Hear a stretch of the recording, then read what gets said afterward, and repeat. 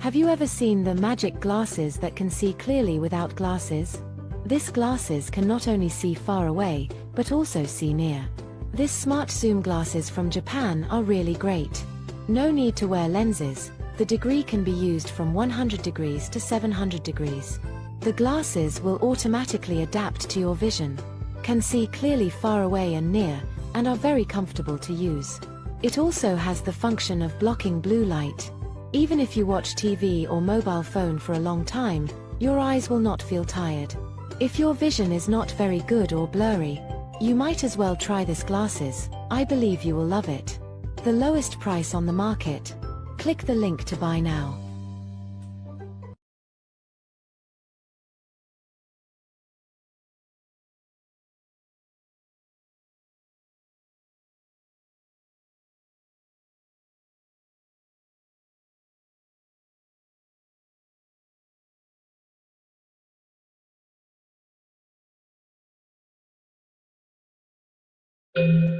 Not seeing results with just hair supplements? Nature meet the power of science with prescription hair treatments. Through hers, you can grow visibly fuller hair in 3 to 6 months, thanks to doctor-trusted prescription ingredients combined with high-grade vitamins and supplements. So whether you chew, pop, or drop, you can see and feel the difference. With personalized treatment to support healthy, thicker hair. Grow fuller hair with clinically proven ingredients.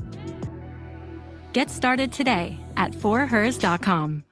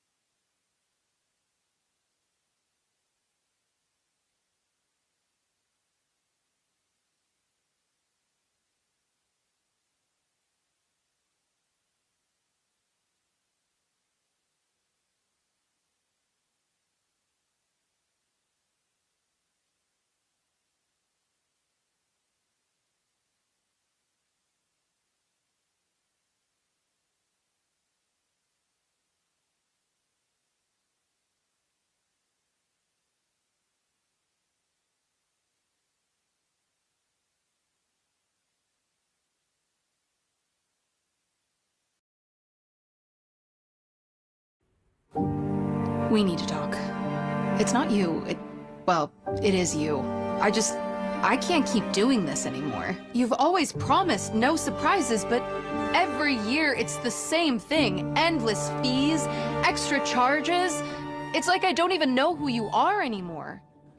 I found someone new. Someone who keeps it simple. Free federal filing, no hidden fees, no hidden costs, just clear, honest taxes. I'm filing early this year. It's over.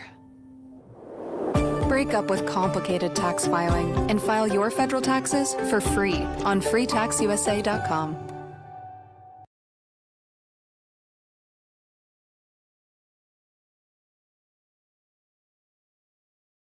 Hey guys, I just found an amazing digital marketing expert on Fiverr. The company had its most effective campaign yet. The team continues hiring top-rated experts to this day. And Jerry? Well, he wondered if his reaction was a bit much. It definitely was. Hire a freelancer today and start your own success story.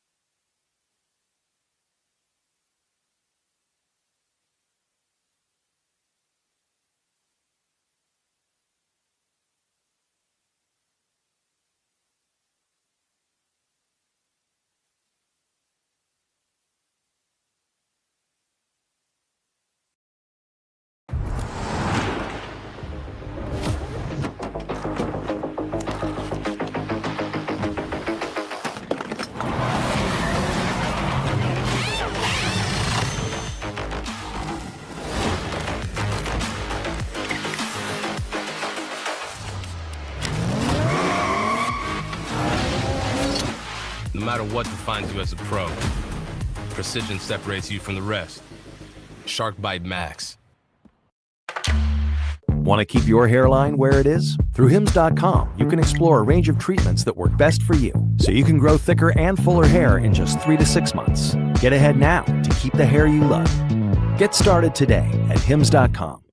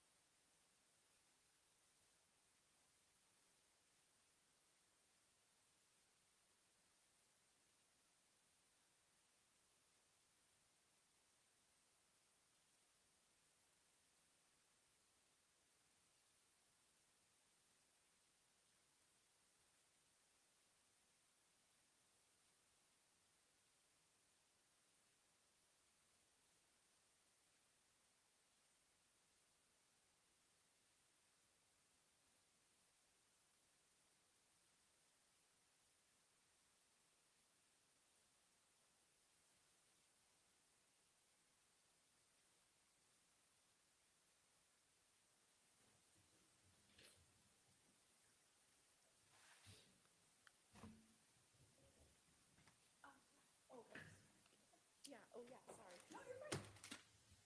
right, we're back on the record. The jury's not present, parties are present. You ready to bring the jury in? Here it is. Defense ready? Sure, Your Honor. Is your paralegal coming? My investigator should be here, but I don't know if he's running behind. Okay. All right, let's bring the jury in.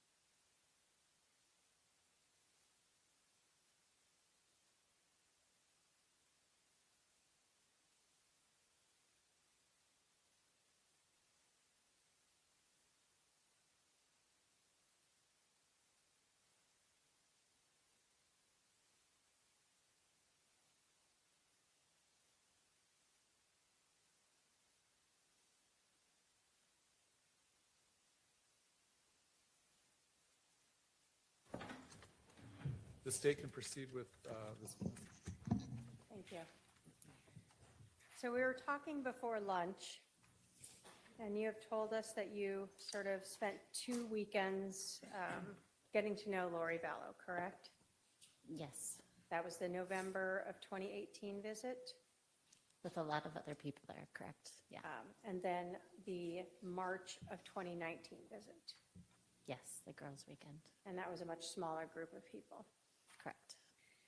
And I think you had said that as Lori started expressing some of these beliefs that went against the LDS religion, that you started sort of questioning her about this. Correct. After that, did you feel like she started pulling away or limiting her contact with you? Yes, You told us that you had moved to Arizona in end of July or August-ish of 2019, correct? yes, Did you ever see Lori again after you moved to Arizona? twice more. Can you talk to us the first time that you saw her? The first time I saw her, Zulema organized a girls' lunch to welcome me, she said. And so Lori was there. She came with Alex, her brother, and basically I said hi, and not much more than that. She sat on the other side of the restaurant, opposite of me. So, and not much contact there, but Okay. And then what was the other contact you had with her? I can't remember how it was organized. Perhaps at that lunch, Lori invited the women over to her house to just talk. And she had just lost her husband.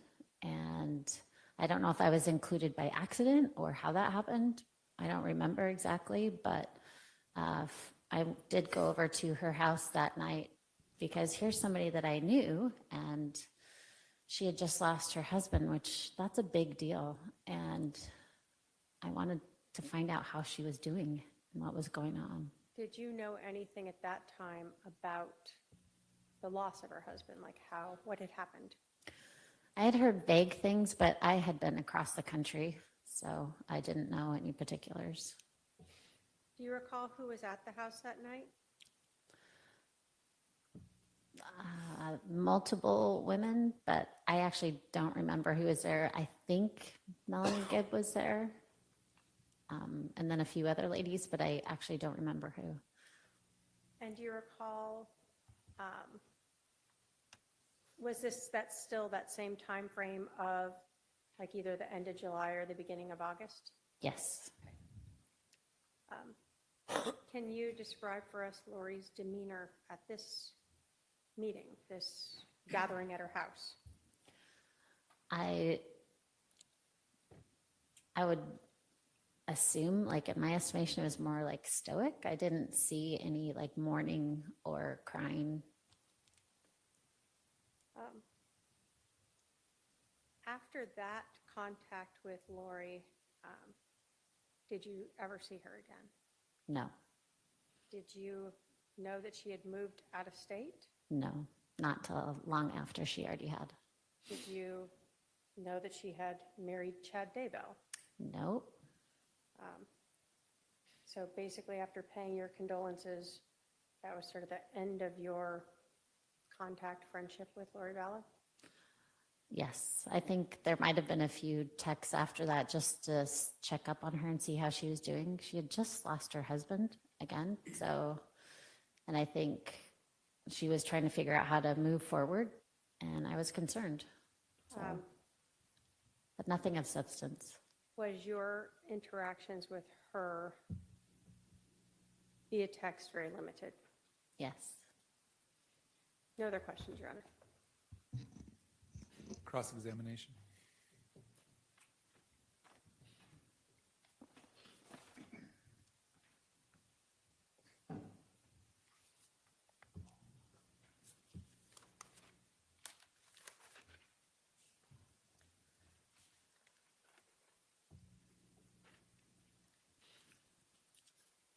Ms. Sharp, did you take an oath when you came into this courtroom today? Yes, I did. Did you raise your hand? Yes, I did. Did you swear to tell the truth? Yes, I did. The whole truth? Yes. Nothing but the truth? Yes. So help you who? God. So can we agree that this court acknowledges that your testimony here today will be accountable to God? Your Honor, I don't object to the relevance of this. Sustained. Your Honor, they brought up the religion. Ask for a response. It's sustained. Ask the next question. Do you believe that your testimony here will be accountable to God? Yes. Okay.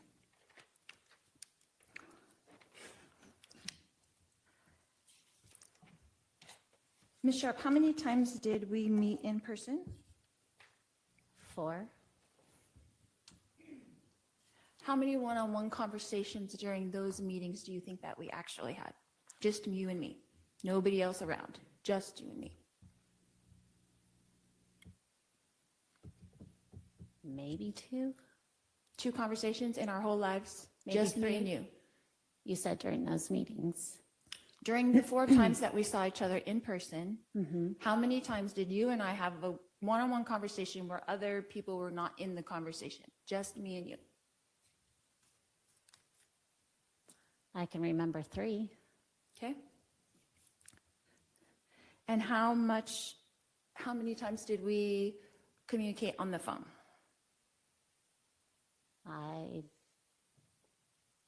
Do you want me to estimate? I don't remember how many times. Sure, just an estimate.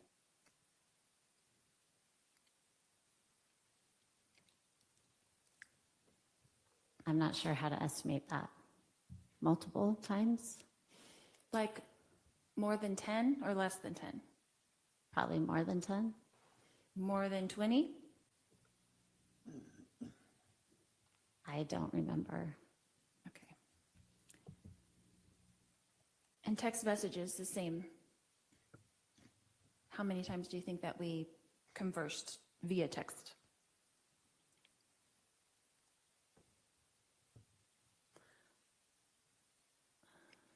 I don't know. I'm not sure how to answer that again. Okay, so would it... Multiple times. Okay. So would it be fair to say that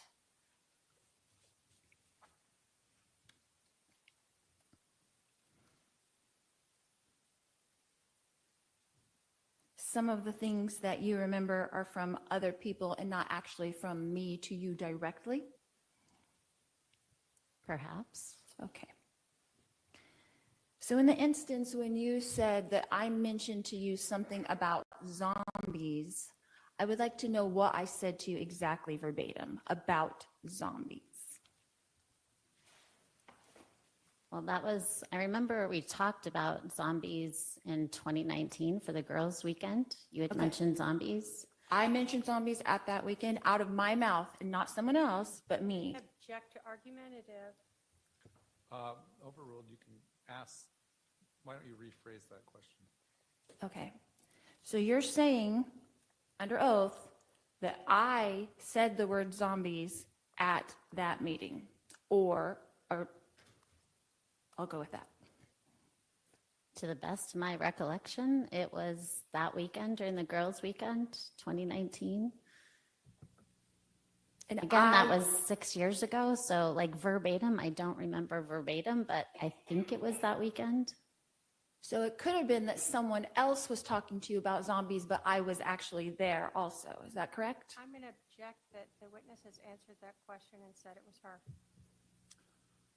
Overruled, she can answer. Would you mind restating, please? Is it possible that someone else said the word zombie and not me at that meeting when we were all there with the girls? It's possible, but I don't think it was. I think Okay, it then was what you. did I say exactly about zombies? I want to know the sentence I said to you about zombies. Hold on. Again, Ask questions, okay? I Don't make object to statements. asked and answered. So rephrase your question. What sentence did I say to you with the word zombie in it?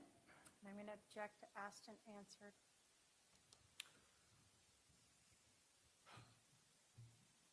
Technically, it has been asked and answered, but go ahead and answer. Again, I don't remember verbatim. That was, 6 years ago?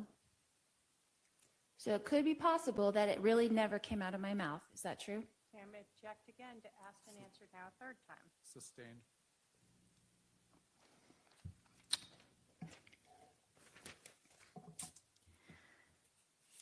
Ms. Sharp, who are the three Nephites in the Book of Mormon?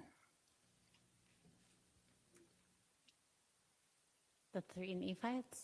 I'm sorry, I don't understand the question. In 3rd Nephi 28, the three Nephites, do you know who they are? Off the top of my head, no. You do not know who they are. No, not off the top of my head. Okay. In the Bible, do you know of John the Revelator? Yes. Do you know of John the Revelator being translated? I don't remember that, but You don't remember that? What about in the Old Testament, Elijah, was he translated? Your Honor, I'm going to object to relevance. What's the relevance? I've been accused of being out of the scope of the LDS religion when this is exactly in the scope of the LDS religion. All right, I guess to the extent you're comparing yourself to these biblical figures, I'll allow it. was Elijah translated? Yes, I believe so. Okay. But you don't know that John the Revelator was translated as well? I can't remember. And then the three Nephites in the Book of Mormon, they're translated as well? No, there were three. You asked me their names. I don't remember their I names. wasn't asking their names. I said, do you know who they are? As in, are you aware of them? I'm sorry. I'll be more specific. Are you aware of the three Nephites in the Book of Mormon? Yes. That they were translated? Yes. So is it fair to say that that isn't uncommon in the Christian belief system, to believe in people being translated?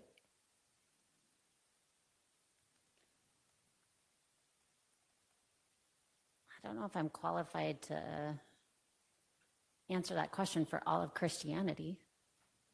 Okay. Are you a Christian that believes in the Bible?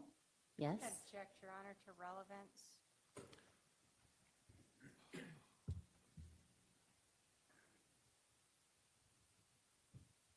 I'll allow it briefly, but hurry up and make your point. Yes, I believe in the Bible, of course. And Elijah in the Bible is translated, right? Yes, And you believe in that, right?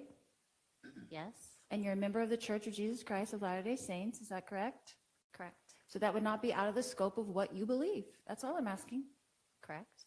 Okay, that's all I wanted to know. Thank you.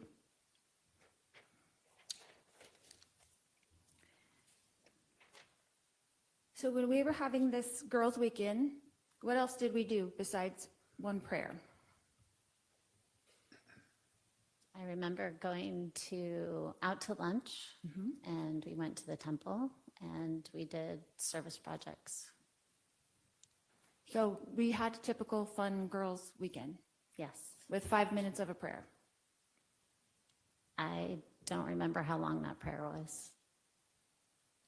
But basically, out of the 72 hours that we got together, 5 minutes of it we spent actually praying. Again, I don't remember how long the prayer was, but that was not, from my perspective, the focus or majority of our time spent. Okay. How long would you say that prayer was? 10 minutes? Longer? I don't recall. Okay. But a tiny portion of our whole fun weekend, right? It was a small portion, yes. Okay.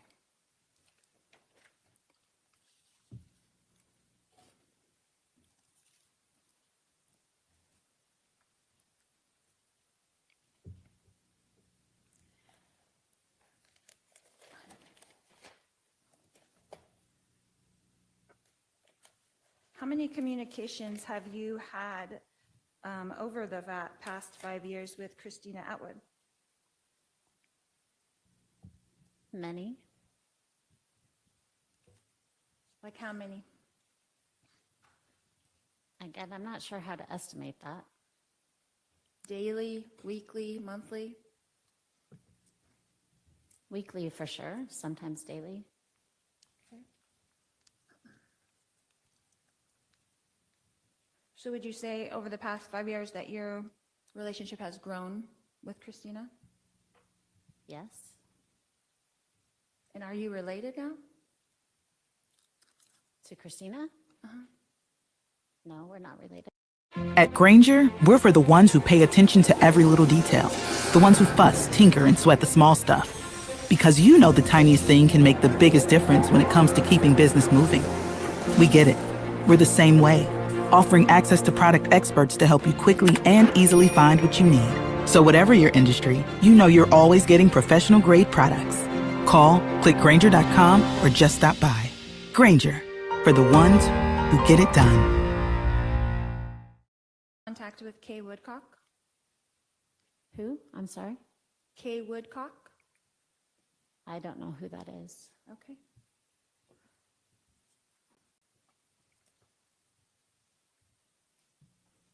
Are you still in contact with Nicole Earl? Yes. How often? Often. Again. Weekly or daily? Weekly, sometimes daily. Okay. What about Melanie Gibb? Are you still in contact with her? No. I run into her occasionally, but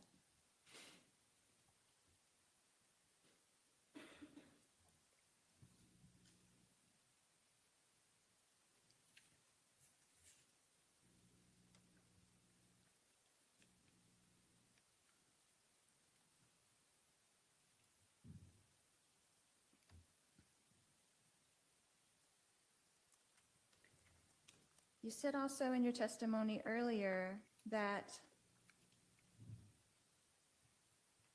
I said that I believe I don't need to repent and you are shocked. Is that correct? yes. What did I say to you exactly? Again, I don't remember verbatim. That was over 6 years ago, but something to the effect of you didn't need to repent. Again, I don't know exactly, but or we didn't need to repent, whatever it was, but yes, that's what I remember. What was the context of that conversation? Like, how would that come up? I'm like, how would that come up? I don't remember what we were talking about or how that subject was brought to the forefront, but I definitely remember that comment. You remember that coming out of my mouth to you specifically, not from someone else, but from me to you directly. Yes, and it was, I think, in front of all of us, but I'm not very clear on that. I think it was to all of us from you. So was I teaching a class that you attended and said something in that regard? No. Why would I be the one speaking? Sometimes we take turns when we speak. Speculation as to why the defendant would be speaking? I'll let the answer stand. She answered.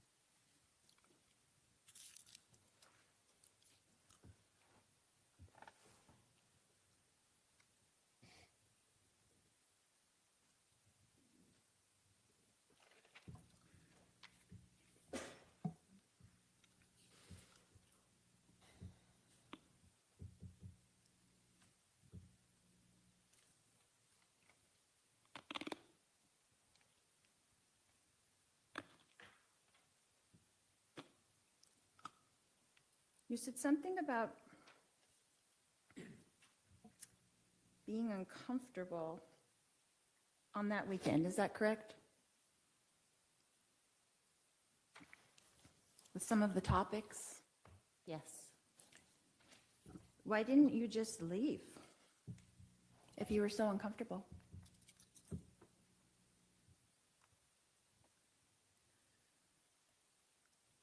I was uncomfortable with some of the topics, but I was still there with friends, and I had flown across the country, so it was not easy to leave, and I didn't feel like I needed to leave at that point. But you're a grown woman, right? You have your own mind and ideas. Yes, of course. So would it be fair to say that you didn't disagree so much at the time, but now looking back on it, you disagree? I don't think that's a fair comment, no. And would it also be fair to say that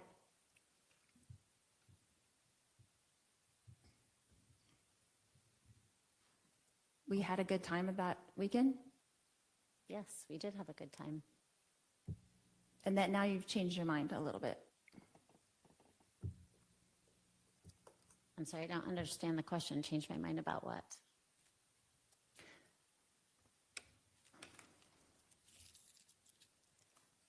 About what made you uncomfortable? No, I didn't change my mind.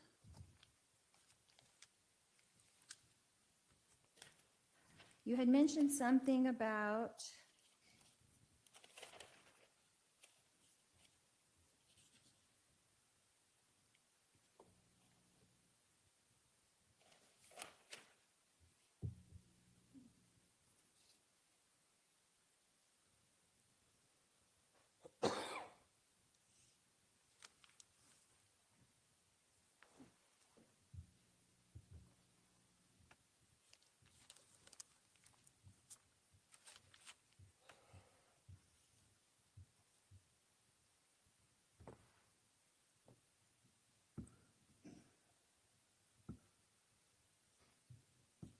you were interviewed by the police a couple of times. Is that correct? Yes, How many times? twice. Who were you interviewed by? The first time a detective came to my home, his name was Nate Moffat, I think. Okay. When was that about, approximately?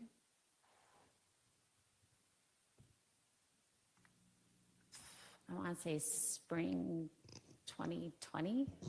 Okay. How long was that interview? I don't remember. Like an hour or less, or? And Your Honor, the witness has already answered the question. She doesn't remember.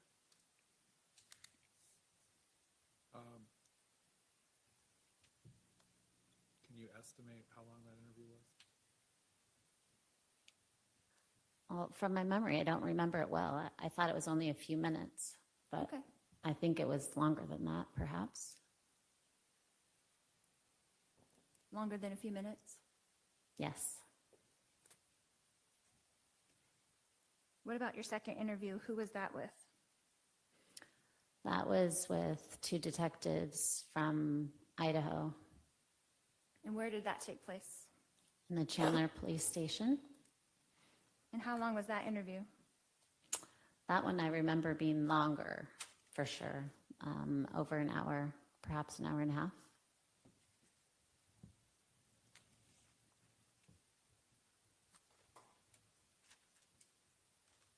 And what did you exactly have to contribute to the police for an hour and a half with someone that you have only met 3 times in person in your life? Objection, speculation, relevance. Sustained.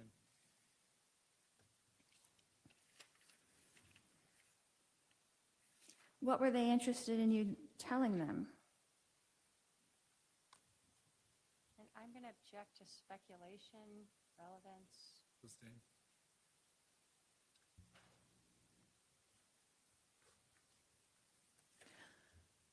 What did you tell them about me in those interviews? Objection, overbroad. Oh, Foundation. also calls for hearsay. Yeah. Sustained.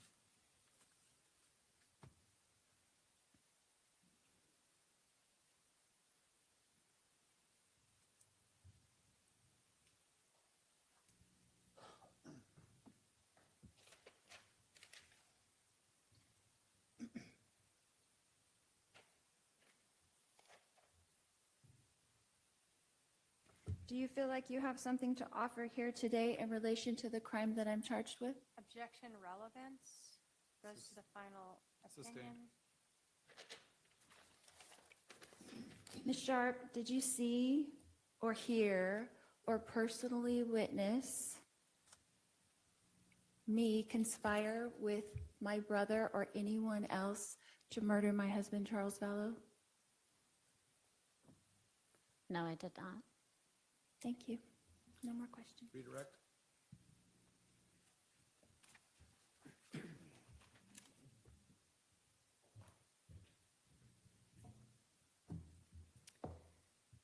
You were asked a lot about taking an oath. Do you take that seriously?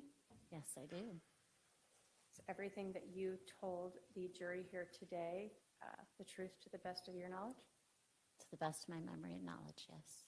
So when you don't remember something, you've been asked to try to guess, you don't remember how long something is, but you're not making up things in here. I'm trying not to. I'm trying to go for my best memory.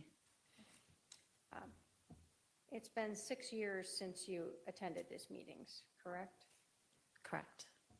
So you don't remember the number of phone calls that you and Lori had 6 years ago? No, not at all. You didn't keep tally marks of them through your days, put them on your nightstand so you could remember it later? No. How about the text messages? You tally those up for you so later on you'd be able to remember that you had 50 of them or 100 or whatever it was? No, definitely not. Are there things that stand out in your memory that you recall very well? Yes, there are. Is one of those the fact that Lori Vallow told you that you didn't need to repent or that she didn't need to repent? Yes. Was another one of them her telling you that her husband was possessed by an evil spirit that she named Ned? Yes, definitely remember that clearly. You were asked about whether being translated was something unusual to you. When you are reading the Book of Mormon or the Bible, are there biblical figures within those books who are translated beings? Yes. Was it not something that you had heard people tell you that they were? Correct. And I never heard that before. So you read about it Yes. by prophets and people like that? Yes. You were also asked about that girls' weekend, and I believe that the defendant said that you did a prayer Did you have more than one prayer over the weekend? Did you guys pray together? I can't remember specifically, but I assume we prayed over the food and we prayed over, there was probably multiple prayers, my guess. Is that different than when you guys met to cast out the evil spirit of Ned inside of Charles Vallow? Yes, it felt different. So you wouldn't equate a prayer as identical to doing a cast out? Correct. There are different kinds of prayers.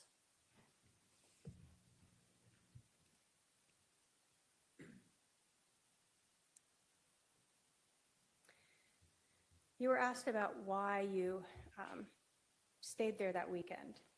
As someone who was a grown woman and strong in your faith, did you in fact question Lori when she talked about not needing to repent?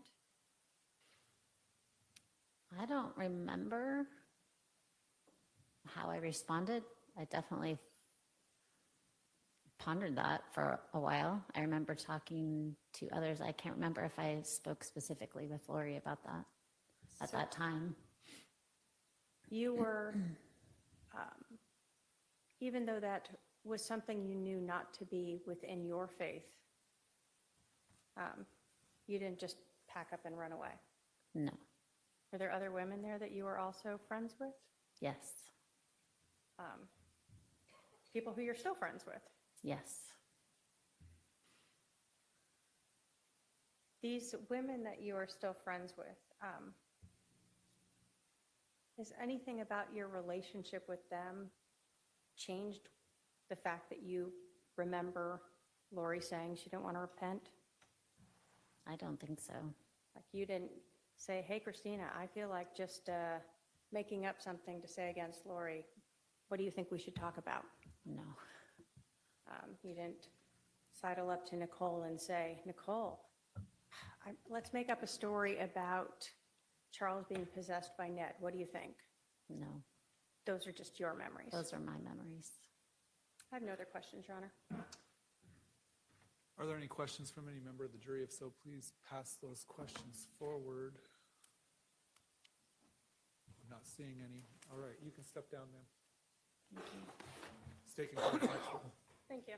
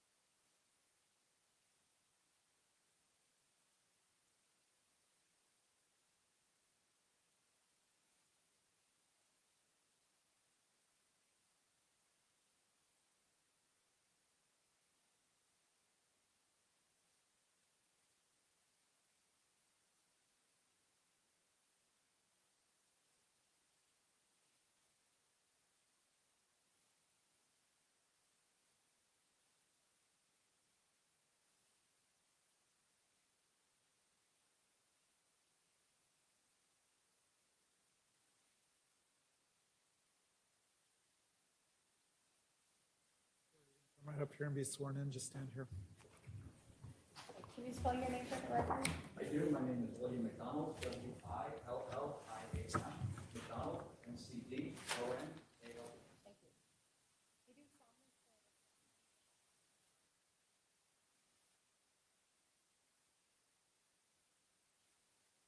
Order here and have a seat to my left.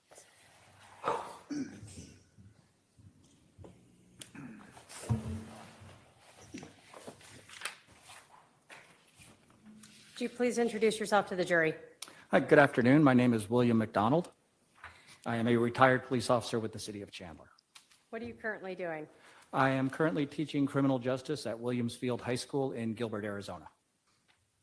So you told us you previously worked for the Chandler Police Department. How long were you with them? I was with the Chandler Police Department for approximately 22 years. I'm sorry, 26 years. Oh, that's a big difference. When did you retire? I retired in November of 2022. Okay. Can you tell us what your different jobs were at the Chandler Police Department? As with all officers with the Chandler Police Department, I started off in patrol. I worked a patrol position for about 18 months, after which I switched over to more of a community services team. I spent 2 years with that team, after which I transferred to detectives and spent the remainder of my career in detectives, working primarily internet crimes against children and digital forensics. Can you talk to us about specifically your training and education relating to extractions of cell phones? When it comes to cell phones, I have extensive training in the use of the software that we use to extract that data. I am certified in the use of the Celebrite suite, which is one of the primary tools that we would use to extract data and organize data extracted from the cell phones. I was also trained, although they did not have a certification process, in several other platforms used with cell phones. Did you ever go to any type of digital evidence examiner courses? Absolutely. Beginning in 2001, when I began working digital forensics, I attended numerous courses on digital forensics, hundreds of hours worth of training, and I hold several certifications in digital forensics related to computers and, as previously discussed, cell phones. So by 2019, what were your duties at that time at the Chandler Police Department? By 2019, my primary duties were to conduct digital forensics examinations on computers and cell phones. I was also responsible for training new members to the computer crimes unit, in addition to assisting with internet crimes against children investigations. In your role, were you regularly asked then to examine cell phones and try to extract data from them? Yes, I was. Can you talk us through, if you are handed a cell phone, what do you do? Once we received the cell phone, and we would usually be given additional information at the time, usually from the case agent or the investigating detective, such as if there was a search warrant involved or anything like that, we would review the search warrant, make sure we had legal authority to do whatever it was they were asking us to do. We would then obtain the cell phone or whatever item we wanted to examine. My process was to start by taking pictures of the phone or the device prior to removing it from any evidence packaging.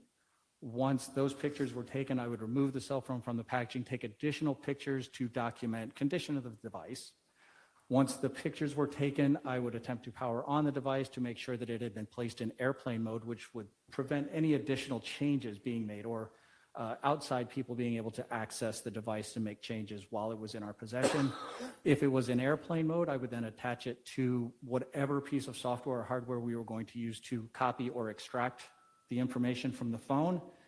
Once that process completed, which you would usually create just a single file, which for most of us would be meaningless, it was just a container file. And by a container file, I mean a file similar to, if you think like a box.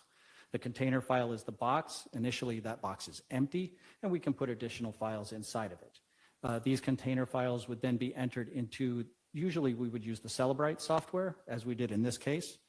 And that software would kind of go through the box and put everything in an organized manner, a manner in which people could read it and make sense of what that information was.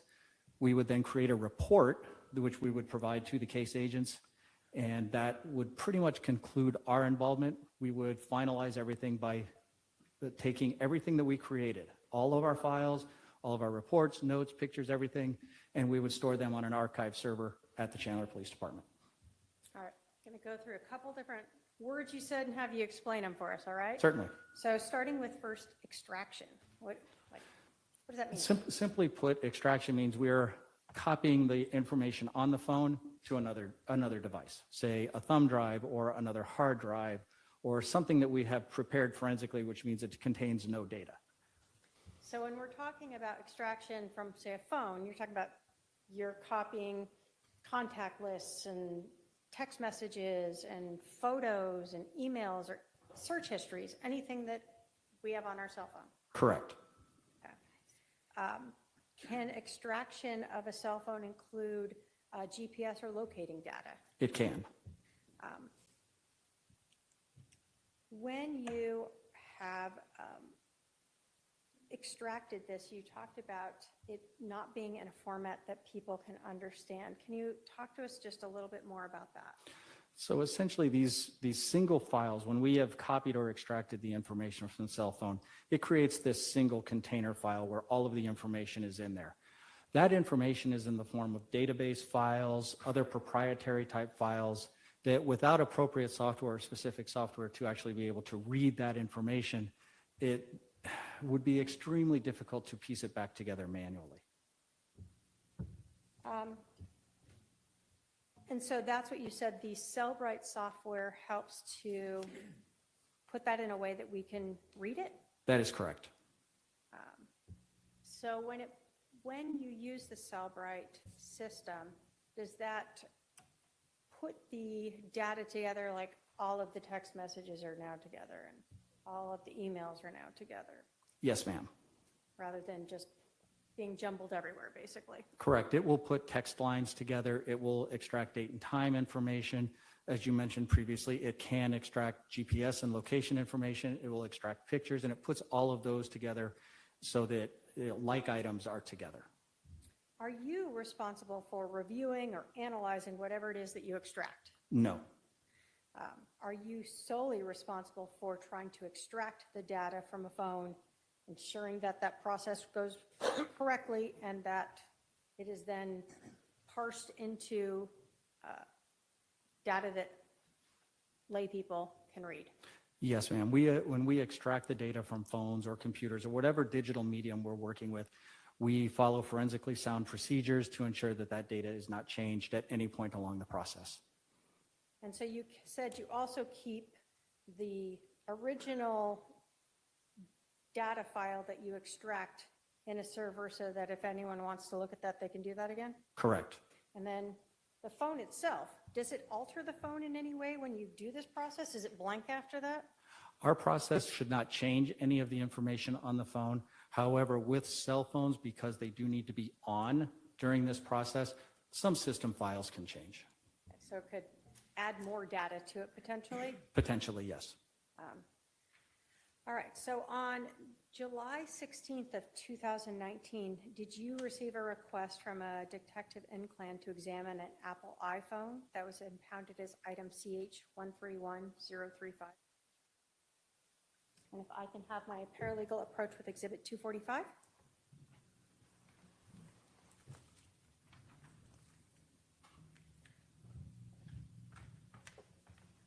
Thank you.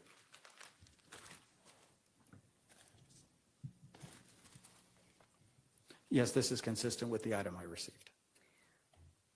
Were you provided with a PIN to access that phone? We were. Okay, and what was the PIN you were provided to access that phone? The PIN was 0000. All right, pretty easy to remember. And if you can bring that back.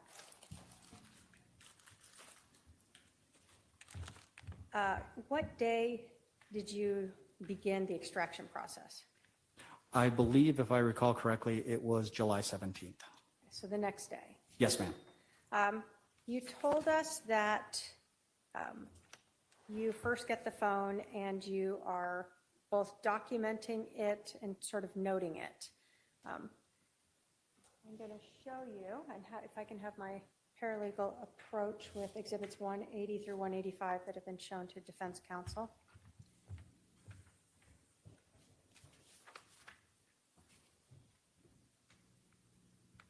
Are you familiar with those photographs?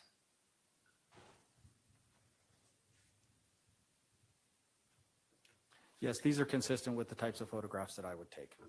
And those related to this review of this cell phone 245. Yes. State will move to admit 180 through 185. Any objection? No objection. 180 through 185 are admitted. And if I can have the Elmo, thank you. Why do you take photos of the phone as you're processing it? Primarily, we take photos of the phone to document condition. I will also take photographs of the item while it is still in the evidence packaging to document how it was packaged, and if there are any evidence seals, what the condition of those seals are. All right. So in this, when we talked about a item number, is that what we were talking about, the CH131035? Correct. Okay. That's Exhibit 180 and 181. What are we seeing here? That is a photograph of the front screen of what appears to be an iPhone X, I believe, or XS Max. So I'm sorry. you get this phone, and I put 182. It's turned off initially when you get it. In this case, this particular phone was powered on when I received it. Okay, but the screen was blank, but still it was powered on. Correct. Was it in airplane mode, and why does that matter? Yes, it was in airplane mode, and you can see that from looking at the upper right-hand corner of the phone screen where it's got the little airplane icon.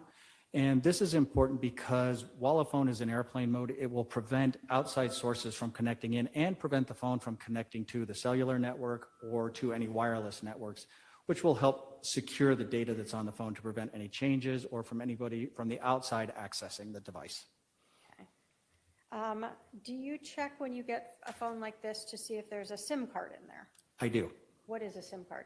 A SIM card is a subscriber, it's short for subscriber identity module, and it's basically a little card that's inside the phone that holds certain subscriber information. It can hold contact lists. It can actually hold a great deal of miscellaneous information. We always check for the SIM card as a means to make sure that this phone is actually able to connect to a cellular network. Did you see one here? I did. And then do you also check to see if there's enough battery power? Absolutely. What do you do if there's not? If we receive a phone that is either powered, has low power, or is actually the battery is completely dead, we will connect it to a power source to recharge the battery. The processes that we do required the phone to be able to be powered on, so we needed a charged battery. All right, so in 183, you are able to get to where you would normally put in a passcode. Do you sometimes not have passcodes? Absolutely. Is it easier when you do? Much easier. So did you try the 000 here? We did. 0, I think I left one out. Were you able to get into the phone? We were. 184, why do you take a photo of that? We're just documenting what is visible on the screens, what icons, what applications are installed on the phone. So you're seeing that there have been phone calls that have been missed and mail that's Correct. going on. And then 185, what is the relevance of this? What does this tell us? That is simply information on the phone itself. What you are looking at, if it were able to connect to a network, you would see the network information there. This is obviously a phone that was associated with the Verizon cellular network. The IMEI and the ICCID and MEID are identifiers for the cellular networks. The network, the carrier, and all of that information is just to help identify the device. Okay. And so that is able to be confirmed when you look at the phone itself, 245? Correct. Okay. So in this case, after you got this powered up, what'd you do and took those photographs documenting what you're doing? What'd you do? Once we had taken the photographs, we'd ensured everything, the phone was in airplane mode. In this particular case, I used a device called a gray key device. I attached the phone to this gray key device and configured it to conduct what is called a full file system extraction of the iPhone. A full file system extraction is pretty much the best copy that we can make. It copies all the data off the phone, including anything in deleted space, any user files, any system files. It pretty much copies everything that's on the phone for us to examine later. Okay. Now, does technology continue to improve in our world? All the time. So you did this in 2019, right? Correct. So whatever the newer technology is not the same as what it may have been back then. That would be fair to say, yes. In terms of technology, have you seen changes in Gray Key and Celebrite over the years that you were using it? I did. And as each new version came out, did that ever cause you to find that data was wrongly recovered, or just that there was more data recovered? In my experience, I never observed that changes in the software, updates to the software, would result in previously found data being changed or omitted or deleted or in anything like that. What we would find is it would change the format and how that information was presented. On occasion, as things really did change and bigger versions came out, sometimes it would have the capability to acquire additional information that maybe it could not acquire prior. So maybe it was better at finding deleted items or parsing things together. Correct. Okay. Do you recall about how long that process took to use the gray key to extract that full file system? As I recall, it was approximately 1 hour. So after you use the gray key, is that where sort of everything's jumbled in a box? Correct. That's the gray key created that single container file with everything from the phone inside of it.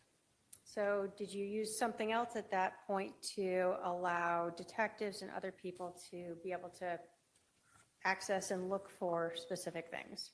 I did. Once we have that single container file, I took that file and I opened it up in a program called Celebrite Physical Analyzer. That physical analyzer software is what went through that container file and put everything in a more readable format for detectives or whoever else needed to view the contents of the phone. So that then allowed detectives or others to go into this new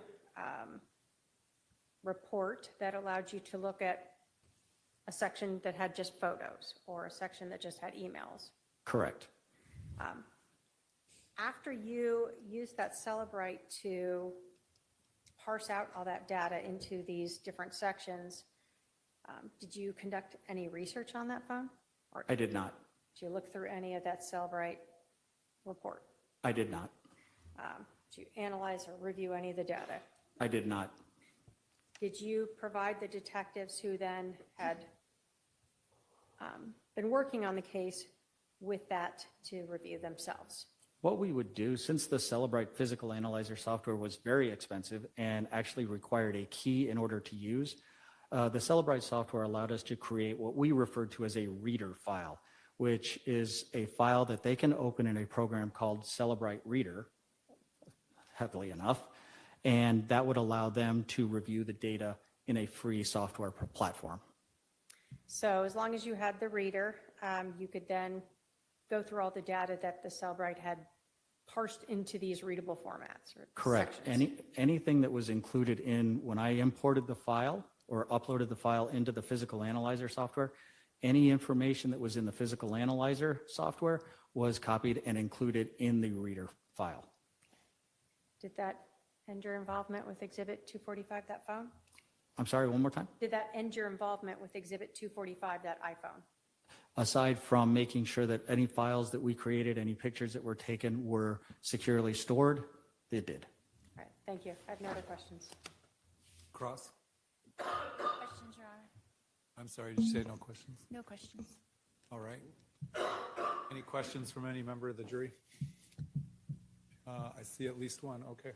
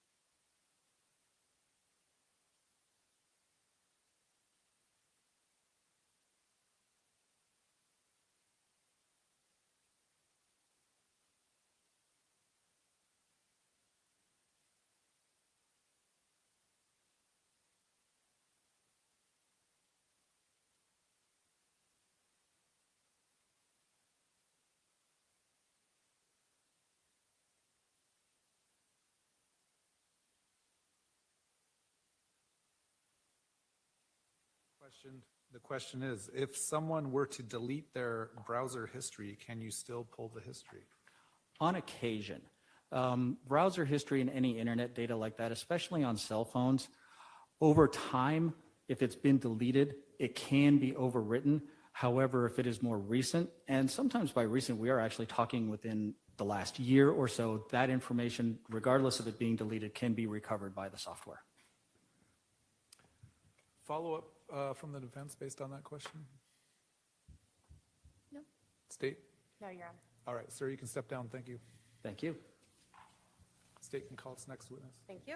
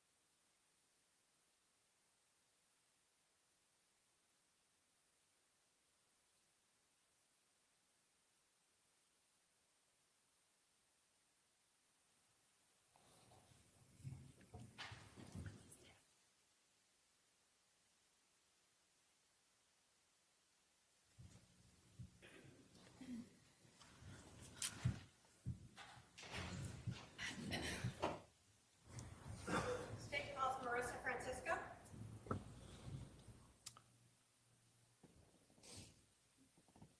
All right, ma'am, you're going to come right up, stand right in front of the wall here, right here. Please spell your name for the record. Yes, Marissa Francisco, M-A-R-R-I-S-A, last name F-R-A-N-C-I-S-C. You do solemnly swear the testimony you're about to give will be the truth, the whole truth, and nothing but the truth, so help you God. Yes, I do. All right, you're going to walk around the court reporter. Have a seat just to my left here.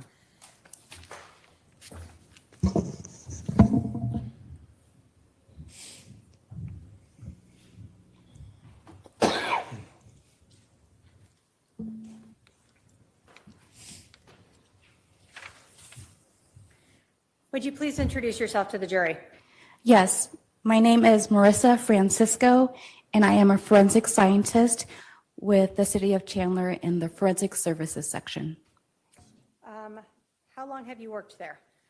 I have worked there since August of 2018. Previous to that, I was employed at the Arizona Department of Public Safety, and I started there in 2004. So let's kind of go back. What did you do at the Department of Public Safety, DPS? I started my career in the blood alcohol unit, so my duty there was to test blood for the presence of alcohol. I was in that unit for about 7 years. After that, I transferred to the trace evidence unit, where I was trained to do hair comparisons and fiber comparisons. After that, about 2016, 2017, I started training in the latent print unit. In August 2018, I completed my training at the City of Chandler and have been doing latent print analysis primarily at the City of Chandler. Can you tell us the training and your education to be a latent print analyst? Yes, I have a Bachelor's of Science in Biochemistry from the University of California at Los Angeles and a Master's of Science in Forensic Science from the University of Illinois at Chicago. As part of my training for latent prints, it was an extensive 1.5 year long program where there was readings, lectures, comparison exercises, oral boards, and a competency test. I also have to conduct and complete a proficiency test on latent print comparisons on an annual basis. I am also a certified latent print examiner. In order to obtain the certification, I had to complete over 160 hours of certified training and pass a comprehensive exam. Thank you. I'm going to start sort of really general. Can you tell us what latent prints are? Yes. Latent, by definition, is something that is present but not visible. So a latent print is an impression a friction-ridge detail that is not readily visible.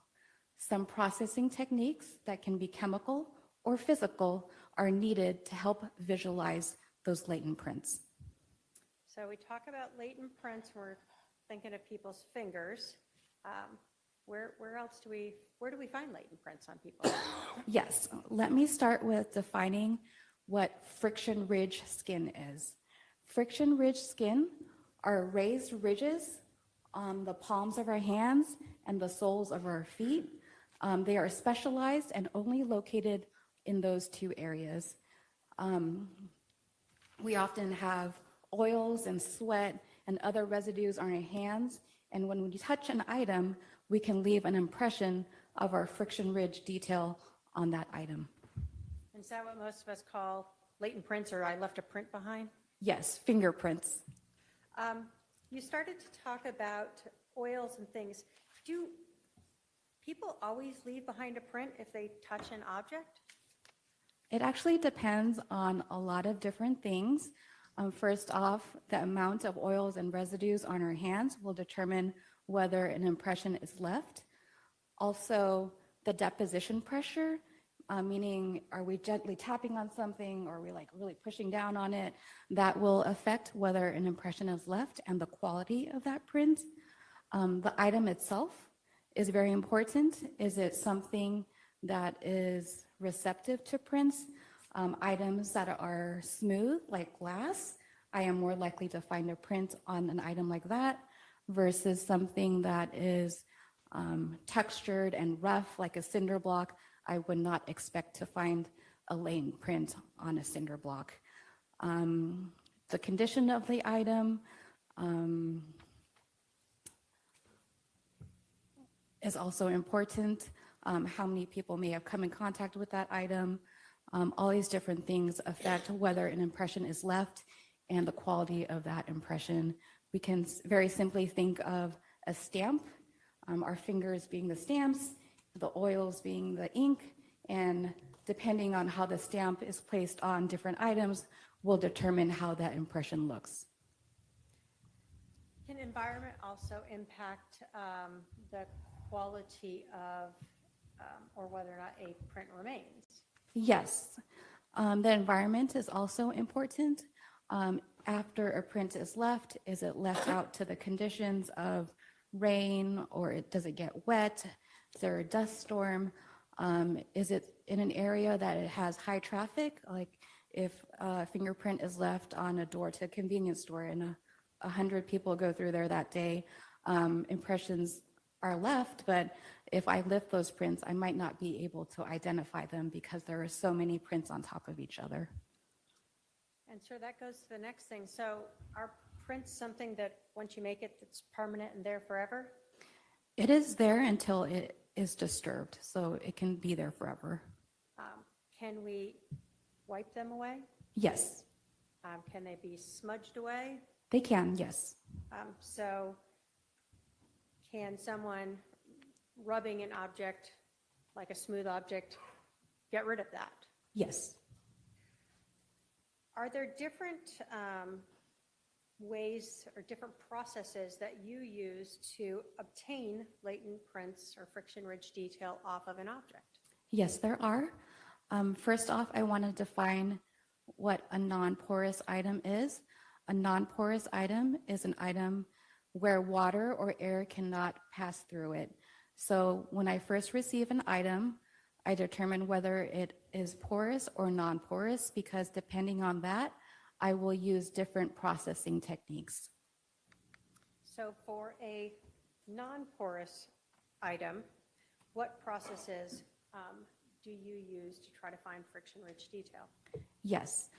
On non-porous items, the main processing technique that I use is called cyanoacrylate fuming, more commonly known as superglue fuming. So items are exposed to superglue fumes, and the fumes react to any oils and sweat in the latent print, creating a white visible print that is not readily destroyed.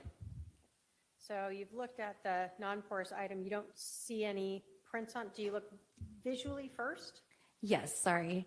The very first thing we do is I look at the request sheet and see what items are needing to be tested in that case. And also I look to see what the requesting officer wants done with the case. Sometimes they are requesting that the item be swabbed for DNA. If an item is requested to be swabbed for DNA, I have to use clean techniques to help reduce and limit contamination. So clean techniques are when I bleach down all surfaces with bleach, I lay down a clean butcher paper, I use sterile equipment. I'm only analyzing and working with one item at a time, and I'm changing gloves between items to help prevent contamination. So if a request sheet requests DNA evidence, I will have to use clean techniques before I swab the item for DNA. After that, I will do a visual examination of the item. Before any processing techniques are conducted, I will take a flashlight and look at the item to see if I can see any latent prints with a flashlight. If I can see a visible print at this point, depending on the quality of that print, I will take a picture or lift that latent before I move on to any processes. So after each processing technique, I will have to document what I find with either photography, scanning on a scanner, or lifting with powder. So you talked about photographing these latent prints. How do you do that? Like how do you take a photograph of that to ensure it's the right size or shape or whatever, so you can later use it for a comparison? Yes, I have training and experience in taking photographs. So in the photograph, I have to have a scale in it. So I have a scale with the case number, and I am just trained to properly use the lighting I need, adjust the lighting, focus it correctly, have it level with the lens of the camera, and I take a picture and document where on the item the photograph was taken. Okay. So how do you just told us you document where on the item the picture was taken. How do you do that so that you can later go back and say it's in the middle of a mirror or whatever it might be? Yes, I try to be as clear and concise as possible, because like I said, I have to take a picture after every single step. So I have to take a picture if there is any latent print of the visible step, and then if I go on to doing the super glue fuming, I have to take a picture of that same latent. If I go on to another process called dye staining, which we apply our fluorescent dye to even better visualize the image, I have to take that same latent again. So it helps me out to be able to go to find that latent. So I try to be specific on where that latent was found. Do you, when you are processing a non-porous item and you find what I'll call a partial print or something that looks like friction ridge detail, do you collect it, or do you say right then and there, I don't think that would be useful? Yes. So when I am examining an item, at that stage, my conclusions are either no latents observed, meaning I didn't see any friction ridge detail at all, no value latents, meaning I did see some friction ridge detail, but I don't believe that I can do anything or compare them at a later point, or latents for analysis. So if I find sufficient, clear, latent print detail, I will take a picture of it. If I'm not sure, I go ahead and take a picture of it, because at this point, I am not really determining whether the print is identifiable. I am just saying that I'm taking this picture and I want to do further analysis on it at a later point. So then for the analysis, are you then, after you process an item and you recover any latent prints that may be useful or which are you later asked to ever compare those recovered prints to known prints? Yes. What do we mean by a known print? Yes. So a known print is known fingerprints that are collected from an individual. They're typically recorded electronically or with ink.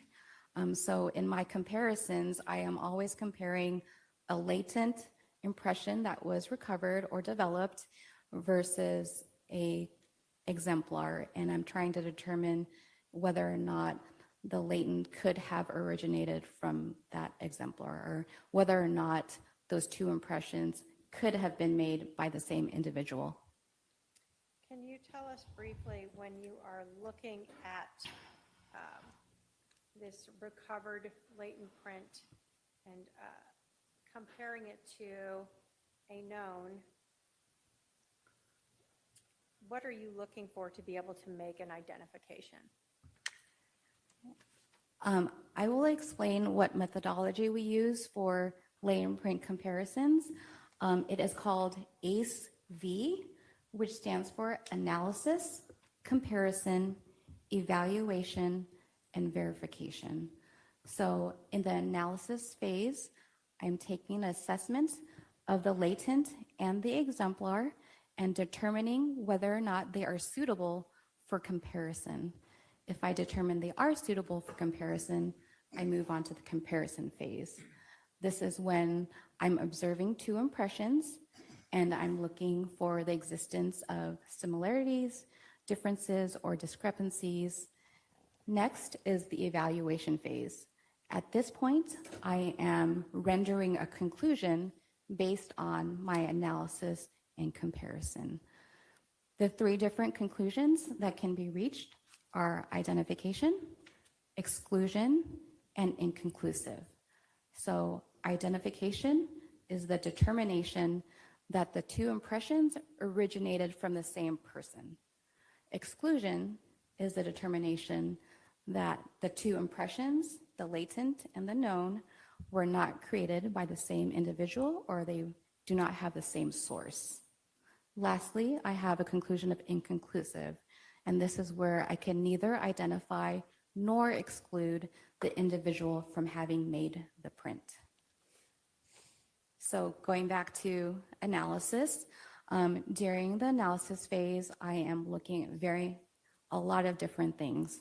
First off, I'm trying to determine, is the print from a finger or is it from part of the palm? And also I'm determining the orientation of the print. If it's from the palm, I can also, depending on the ridge flow in the latent print, I can determine what area of the palm it came from. I'm looking at the shape of the impression. Like sometimes you have like a C-shaped impression, and that's this part of the palm. So this is called the writer's palm, and that's where I would look first when I'm doing a comparison. So besides that, I am looking at level 1, level 2, and level 3 detail. Level 1 detail is the actual flow or pattern of the ridges. Our fingers have 3 main patterns, which are loops, whorls, and arches. Next, I'm looking at second level detail. I'm looking at the ridge characteristics. So I'm looking at where the ridges end, which we call ridge endings. I'm examining where ridges split into 2 ridges, which are called bifurcations. And I'm marking any dots, which are very short ridges. So I'm examining the latent and I'm marking up all these second level details so that I can later compare to the exemplar. I'm also noting if there's any scars present in the latent. I'm noting if there's some creases or if there are issues with the deposition pressure, or if there seems to be some movement in the latent. I'm documenting all of that stuff. in the analysis phase of my analysis.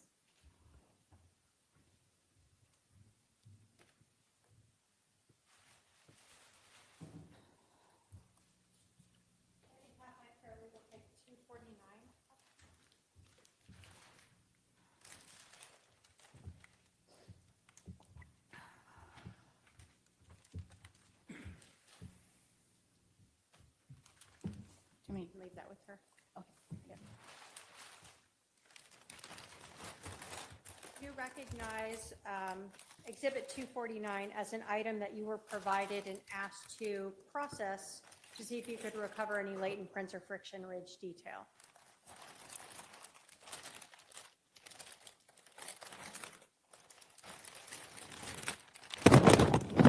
Sorry. I know it's a little awkward. Yes, I do recognize this item. And were you provided with that Exhibit 249, that bat, and asked to try to recover any latent prints from that bat? Yes, I was. Can you tell us, in this Exhibit 249, what did you do to attempt to recover any, and did you recover any latent prints? Yes, on the request, it was also requested that I process the item with clean techniques, because it was also requested that I swab the item for DNA. So I already went through that process and explained that. So I used clean techniques to process this item. And the very first thing I did when I opened up the packaging was I swabbed the textured grip for potential DNA. The reason I swabbed the grip first is because of the texture on that grip, I would not expect to find latent prints on the grip. So I didn't feel that I was potentially ruining any prints, because I don't feel that there would be fingerprints on that textured grip. So that was the very first thing I did. And then I did a visual examination of the bat with a flashlight to see if there were any visible prints at that point. And I don't believe there were, but I would have to check my notes. With looking at your notes, help refresh your recollection as to whether or not you did find anything there. Yes. Do you have your notes up with you? Yes. If you want to take a look at those, and then let us know when you're done if that has refreshed your recollection.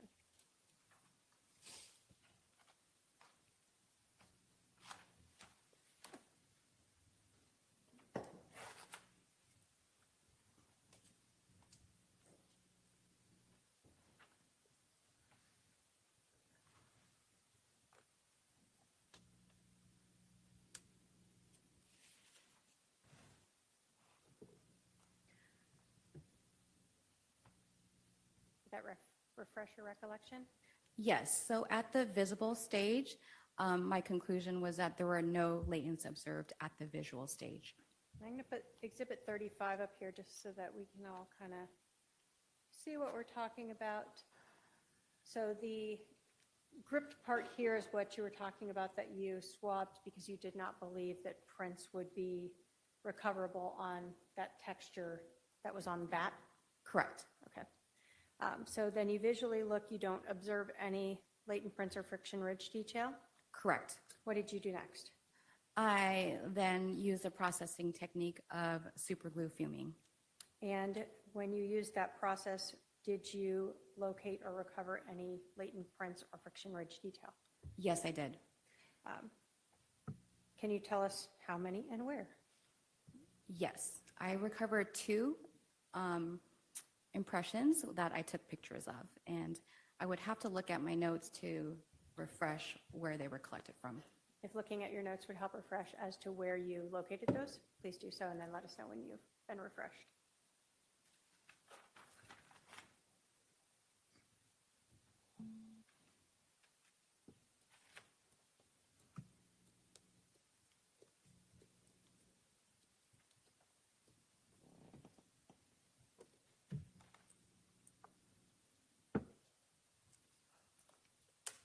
I'm ready. Where did you locate those two? The first one was recovered in the W of the Rawlings that was above the diameter. I think Rawlings is also on the other side. So that's why I stated that it was the one that was right above where the diameter is. And the second one was recovered in between the G and the diameter. Now, you told us that what you are recovering isn't always look like a finger, right? When you were recovering these latent prints, were you able to tell by just recovering them if it was a finger or, like you told us, a palm? When you looked at it, were you able to immediately identify where they came from? They appear to be fingerprints. Was there anything about the shape or, I guess, the shape of them that made you think that they were fingerprints?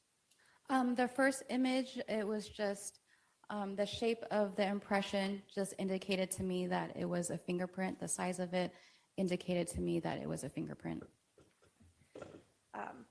Was the other one, the second print, slightly, I guess, not as clear on whether or not it was a fingerprint or potentially from some other area? Correct. Okay. Were you asked to then compare those two? Well, let me ask you, when you obtained these two, you told us there were 3 different levels. Obviously, you collected something.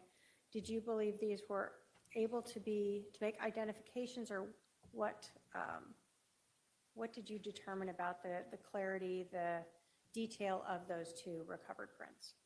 For both impressions, in my analysis, I determined that both impressions were NVID, which stands for no value for identification. This means that the latents lack sufficient clarity, quantity, and or uniqueness to identify, but may be suitable for exclusion. So the impressions were possibly excludable, but I would not be able to identify who made those impressions. So were you initially asked to try to identify them to 3 individuals?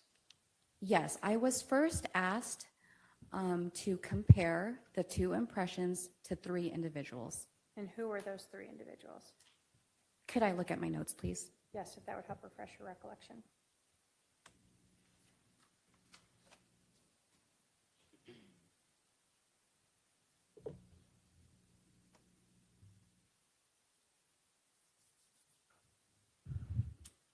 Yes, I was initially asked to compare the 3 impressions to a Charles Vallow, a Lori Vallow, and an Alexander Cox. So you told us, though, they were of no value for identification.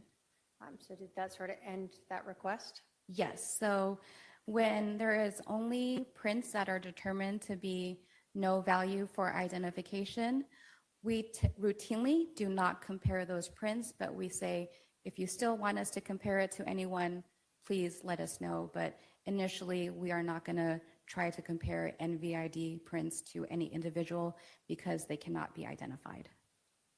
So did you then, were you then requested to see if you could make any exclusions? I was then requested to compare the 2 impressions to Charles Vallow to see if I can determine whether the 2 impressions did not originate from Charles Vallow.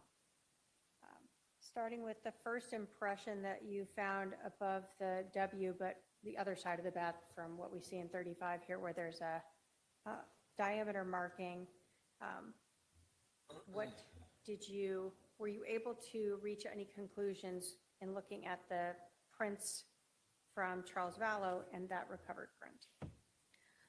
Again, I went through the ACE-V process, and during the comparison phase and evaluation phase, I determined that the latents or the first latent was inconclusive to Charles Vallow, meaning that I could neither identify nor exclude him from having made the impression.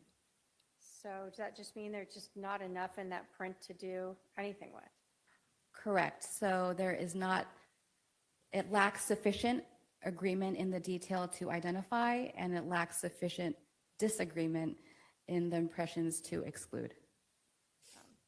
And is that common when you have a latent print that just doesn't seem to have the level of detail just necessary for that?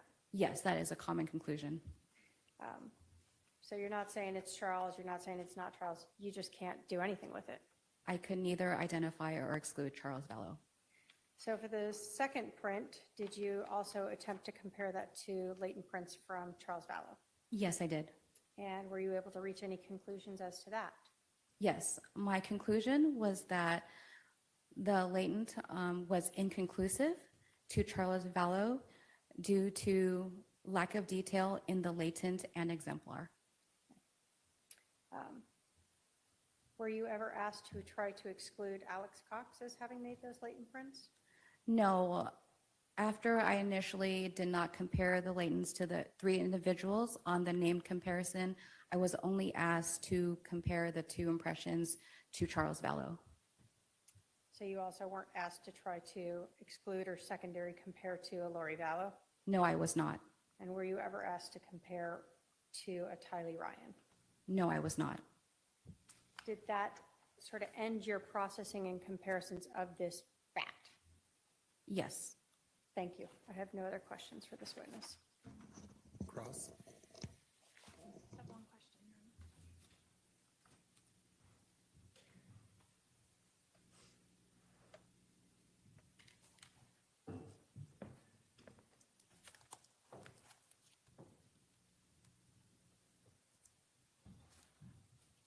You said earlier that the DNA that you collected, was that ever tested? I don't know. Is it sent somewhere else? Correct. So Okay. the city of Chandler does not have the capability to test for DNA. Anytime we swab for DNA, we send it to the state lab for analysis. So you swabbed it and sent it to the lab, and that was the last you heard of it? Yes. Okay. Thank you, that's all. Any redirect? No, Your Honor. Any questions for this witness from any member of the jury? I don't see any, so you can step down, ma'am. I think this is a good time to take our afternoon recess. We'll be at recess for 15 minutes. Please remember the admonition. All rise for the jury.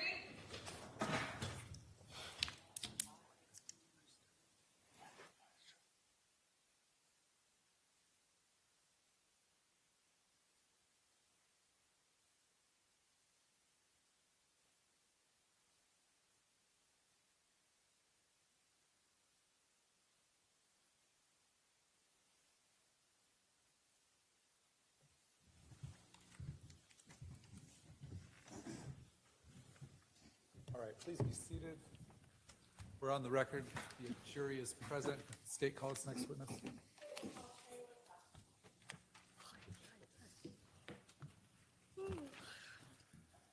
All right, ma'am.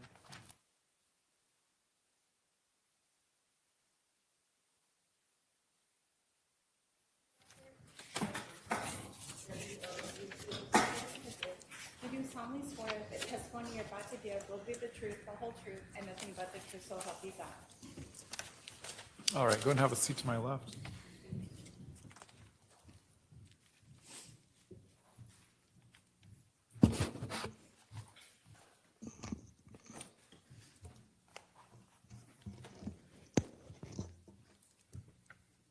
Would you please introduce yourself to the jury?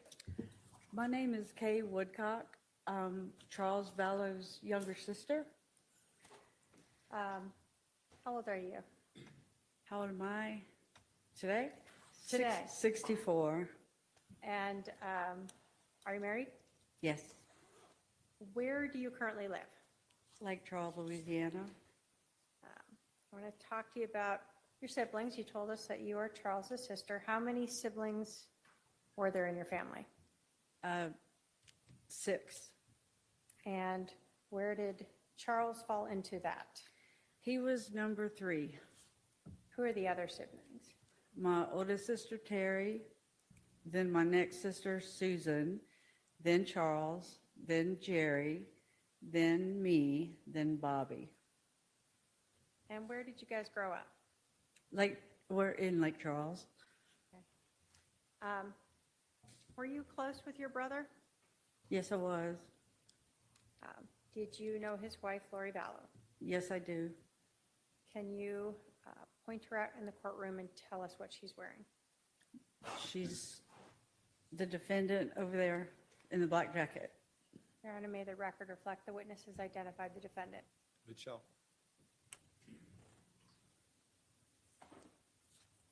I want to talk to you sort of about Lori and Charles. Were you at their wedding? No, they went to Las Vegas. Do you recall what year they got married? 2006. Did they have a reception that? I don't know if that's what you'd call it, but there was a family gathering in March of 2006 at a ranch in near Austin, Texas, that we all went to. Okay, kind of to celebrate that? Yes. Had your brother Charles been married before? Yes. Did he have any children from his prior marriage? Yes. How many? 2. And who were they? Cole Vallow and Zach Vallow. And did you know if Lori had any children from a prior marriage? Yes. Colby Ryan and Tylee Ryan.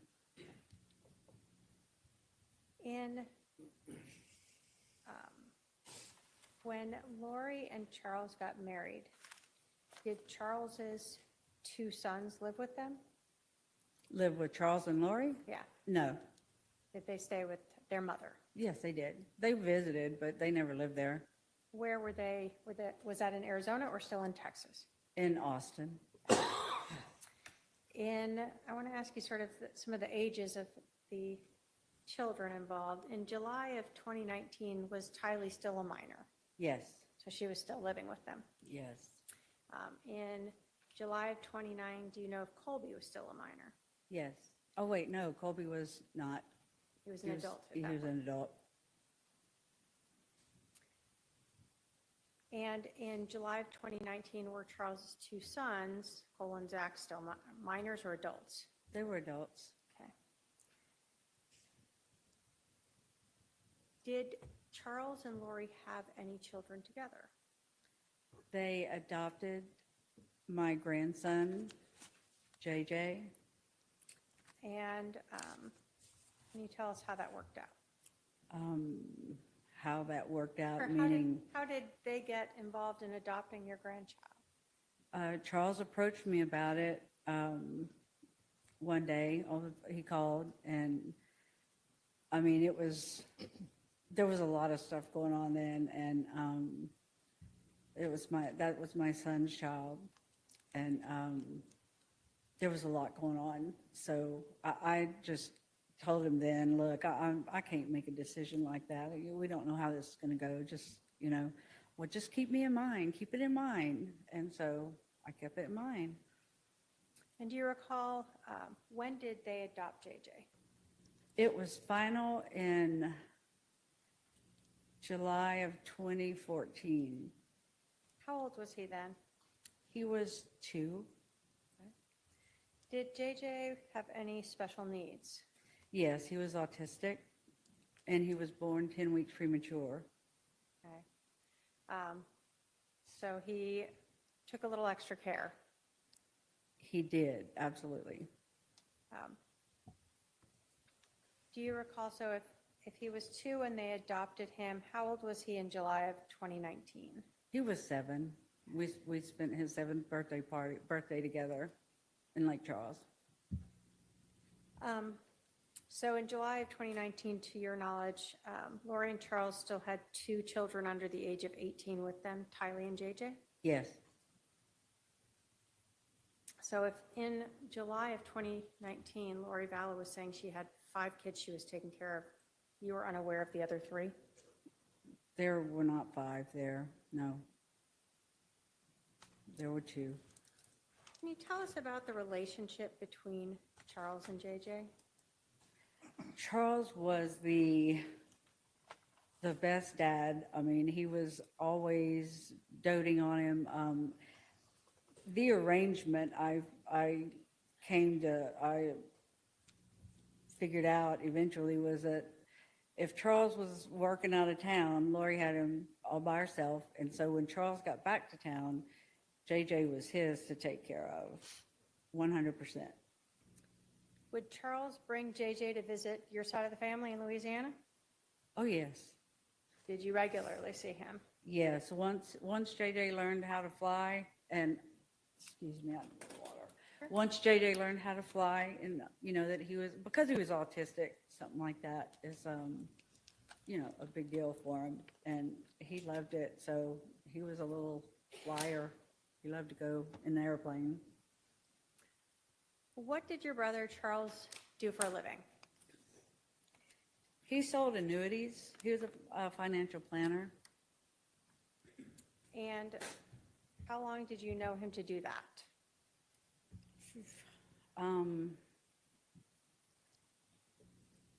If I had to guess, 20 years, I guess. Did he work for others or have his own business? What do you recall? He had his own business. Had he previously any times ever worked for others? Yes. Okay. But in July of 2019, he had his own business. Yes. Did he have a business partner? He did, yes. Did his job require him to travel a lot? He did. He would be gone 3 or 4 days a week on average. Sometimes he didn't have to travel, but he was just, but yeah, he would be gone 3 or 4 days a week when he would be working. I want to ask you a little bit about Charles. Was he sort of a meticulous person when it came to paperwork?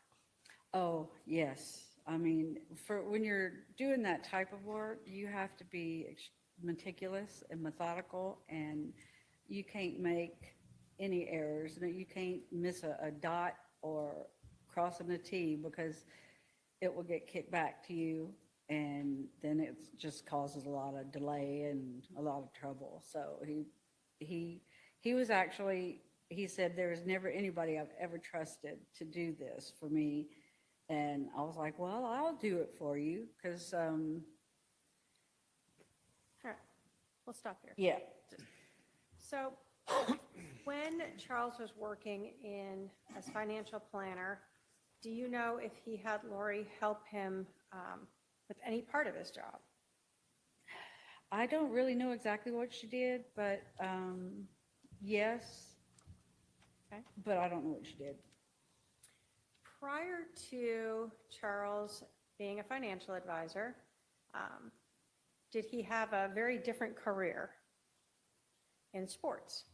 Oh, he was, he quit, I don't know if, I don't remember because I was quite young then, but he did, I believe he was drafted in the early 70s into the Houston Astros minor league. So when you were growing up, did you see your brother playing baseball? I was raised at a baseball field. If it wasn't Charles, Jerry played for years, my other brother, but Charles stuck with it, and that's how he got to college with a degree, with a scholarship. So you got stuck many a night and a weekend having to be at the ball field with your brother. Yes. What position did your brother play? He was a pitcher. He was very, very good. He was a left-handed pitcher, and they're very hard to hit against. Okay. Did he bat right or left-handed? He was left-handed. Did he do everything left-handed? Yes. Right, left-handed?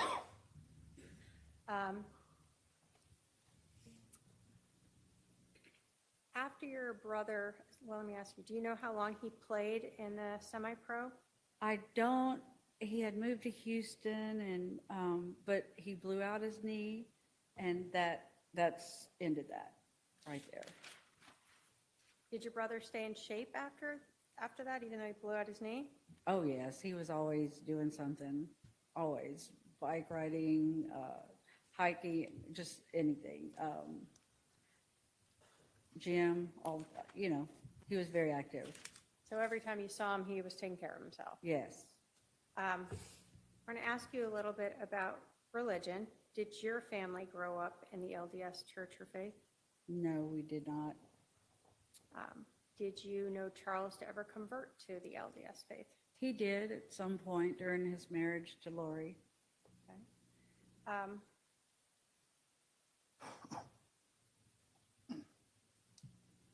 When Lori and Charles were married, did they always live in one state, or did they move? No, they lived here in Phoenix, in the Phoenix area, Chandler, Gilbert, and then they moved to Hawaii in 2014, and then they moved back late 2016 or early 2017. Back to? Oh, back here to Phoenix area. Do you recall where they were, what state they were in when they met? When Charles and Lori met? Yeah. They were in Texas. Texas, okay. In 2018 and 19, you told us that Charles and JJ would come visit you and the family regularly. Yes. In March of 2018, did you have a member of your family pass away? Yes, my mother did in March of 18. Did Charles come out for that? Yes, he did. He was there for her services. Lori was not, and we felt like something was going on. Well, actually, my husband felt it before I did, and then when she didn't show for my mother's funeral, I just thought that was just appalling. It appalled me that she wouldn't even come to something like that with her husband. What was your relationship like with Lori? Because of the work I did, the company we owned, I was on the phone an extreme amount of time, all the time. So I really don't like to call people. I'm not a phone person. I'll text you all day long, but I really don't like to talk. And so Lori and I never really had a big phone relationship. It was a text here and there, but mostly Charles would keep me up to date as to different things that were going on, or what they were up to, or Charles would call. Yeah, Charles would call me mostly. So it sounds like you weren't close with her. When Lori and I were together, it was like we hadn't missed a minute. We just took up where we left off, and she's very outgoing, and she's very friendly and very easy to talk to, and so we got along rather well, and I loved her. So continuing in 2018, do you recall seeing Charles and JJ coming out to visit you guys in October of 2018? Yes, What was that for? just a weekend visit. Okay. What about in November of 2018? Did you see Charles and JJ then? We did. My husband and myself and my granddaughter, we went to Las Vegas, and Charles and JJ met us there for the Thanksgiving holiday weekend.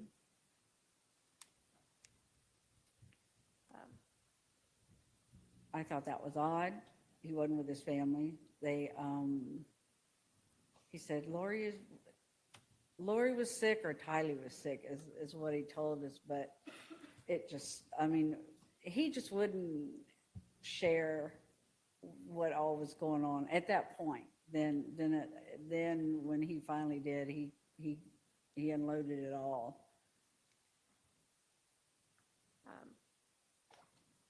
So in 2018, did you have any idea there were any, let me say this, in 2018, did you have some concerns about their relationship? Yes, it was, for him to come as often as they were coming was odd, and just, he was just unsettled, and we knew something was going on, but he would never say. So he did, he talked to us when he was ready. When we get into 2019, did you start to see your brother more? Yes. First, without going into what Charles said, did you ever become aware finally that his marriage with Lori was in trouble? Yes, I did. In 2019, again, without going into what Charles said, did you ever believe that Charles was concerned for his safety? Charles was absolutely concerned for his safety. Lori had sent me a text, I think it was on a Thursday, that she and Charles were fighting because of some stuff she came up with, and that she and JJ and Tylee were at a hotel. Well, I guess Tylee was, I'm not sure. And because she didn't want to have any fighting, so they went to a hotel, and I came out. I knew Charles the next day. That's when she sent it to me, and then I just really I didn't call Charles. I knew he'd call me, and he sure enough did, and he was a mess, and so I flew out the next day out here to help him with JJ, and just to come and talk to him and see what was going on. He was alone, and Lori's family turned their backs on him and JJ. Okay. Let's just kind of break it all down. All right. You got a lot that you remember. So you said that you got a text from Lori indicating that she and JJ and Tylee were at a hotel. Mm-hmm. And then you said that Charles then called you maybe the next day? Yeah. And you came out here to Arizona? Yes. When you came out here to Arizona,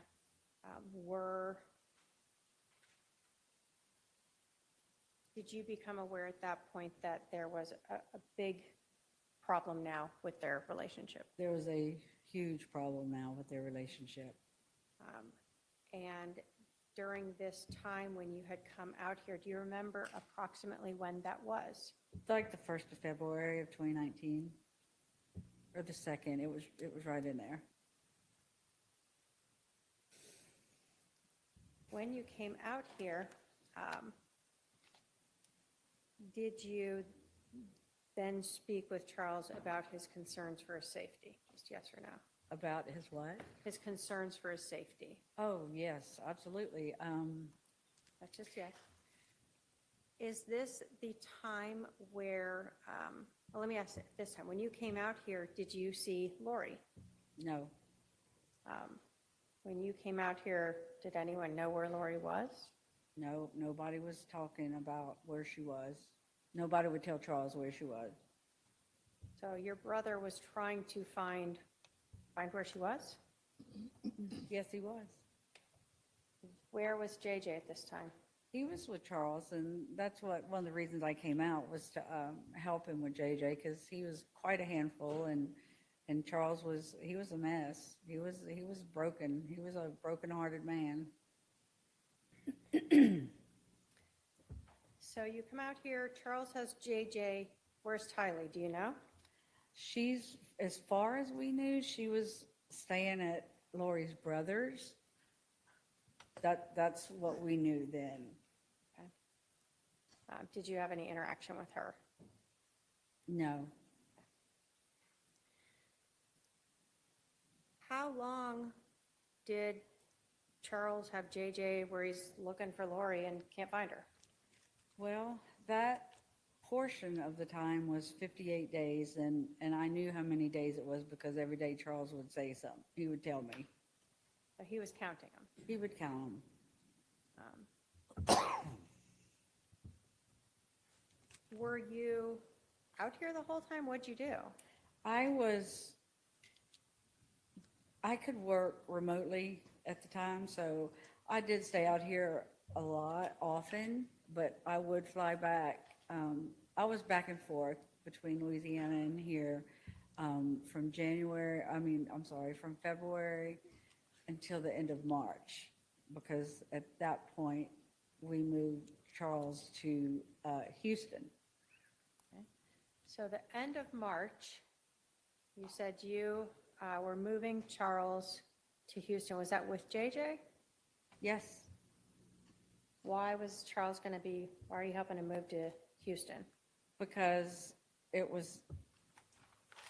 Charles told me that Lori did not want JJ anymore, or Kylie, or him.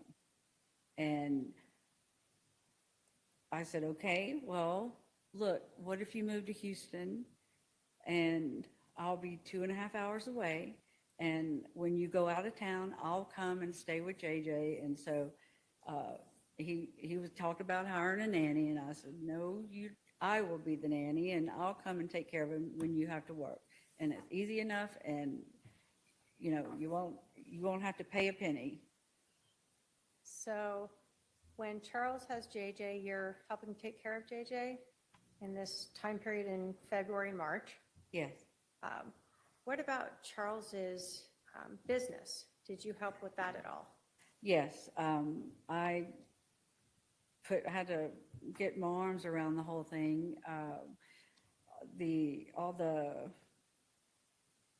the payments that needed to be made, the accounts, the emails, all that stuff you have to change over and change the password and all that, so Lori couldn't access it any longer. You said you had your own job. What were you doing at that time in addition to helping your brother? My husband and I owned a coastal crew change. It was a transportation company for the offshore oil and gas and LNG industry. Okay. So you're trying to work that job and help Charles with his business. Yes, I had a really great assistant who helped me an awful lot. Do you remember when you were packing up to move Charles to Houston? Yes. You there? I was there. Did Lori show back up? She did. I was in the pantry in the kitchen, packing up the pantry, and I don't know what, just something caught my attention, and I walked out and she was standing there. She had her back to me. Charles was sitting at the table on his phone, and obviously didn't realize that she was there. And then finally, when he hung up, he looked up and there she was, and he started crying and she started yelling Do you recall what she was yelling about? that, why did you take JJ? Why did you take JJ? Why did you take him out of school? Why are you moving? What are you doing? All this is your fault. It was just ridiculous.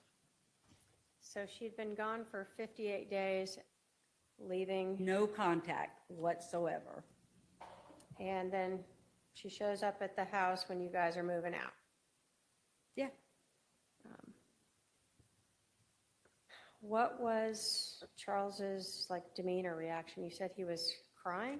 He was at first, but then he was just trying. Charles was a very soft-spoken man, and he was just trying to get a word in edgewise. And finally, Lori settled down a little bit, and they went and they talked for a while in the living room, or the I guess it's like a great room, and then they moved to the bedroom to talk. And I could still hear every now and then Lori would get a little loud, but they were talking. And then I remember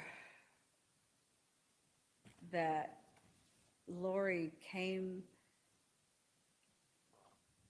let's see, I was sitting at the dining table, and she stood next to me and she said, "I love you, KK." And I said, "Well, I love you too. I'm sorry this is happening."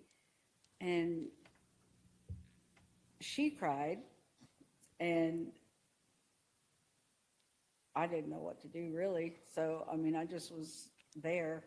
And then she walked off, and the next day she came, I don't know who came, but they got Tylee's belongings out of the casita where all of Tylee's belongings were. And I don't remember if she got anything of hers. I really don't remember. Okay. So are we now talking the beginning, end of March, beginning of April of 2019, when Charles is moving back to Houston? Yeah. Did he bring JJ with him? Yes. Well, in order for me and Charles to move in, Larry, I flew out here and brought JJ back to Louisiana with me. And then my husband, Larry, kept him for a week while I flew back here to help Charles pack and then drive back to Houston. All right, so you guys rented a big truck and drove it? He drove the U-Haul, I drove his pickup. All right. When you and Charles got to Houston, then did your husband bring JJ back? Yes, he did. Through all of this time with Charles, when he was looking for Lori while she was gone for those 58 days, did he still want Lori to be part of JJ's life? He did. He did. He never was trying to take that away from Lori, even though Lori didn't want him anymore. I still didn't. I never really understood that, but I guess he was just hoping for the best. But yes, he absolutely wanted her to be part of his life, Lori's life. So once Charles moved to Houston, did Lori ever also move out there? I don't know if you call it moved out there, but she did.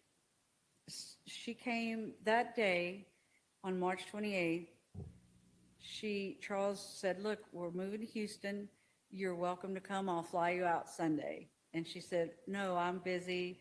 I have a project," or something she was doing in Hawaii. She said, "It'll be about 2 weeks and I'll be in Houston." So whatever she did, she was gone for 2 weeks, 2 more weeks. It was a total of 72 days, I believe, she was gone altogether. And then she was there. She and Tylee moved in at Charles's, and Charles said that she slept in JJ's room with him.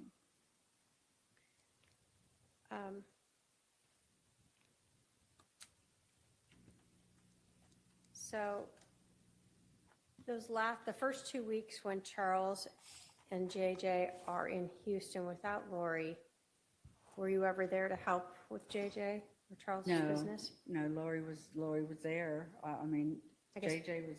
before she moved there, the 2 weeks. Oh, I think, Or did no, you? I had to go home for a little while, but Charles came like the weekend. And, so if I wasn't here, he was there. Okay. So once you drove him there, you may have stayed to help him and then you went home. Yeah. And you weren't there when Lori came to Houston? No. You told us that you had been helping your brother with his business, and I think you'd said something about changing passwords. Yeah. Was that to different financial accounts? Right. Credit card, banks, stuff like that. Yeah, the password to Google, the password to, all the things you use for business. Yeah, yes. And so when you started helping him, you had changed a lot of those passwords. Yes.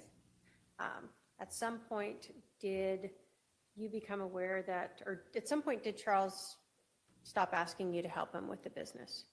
He did, and that's when Lori came back. Okay. Now, you said that your brother worked in annuities, right? Yes.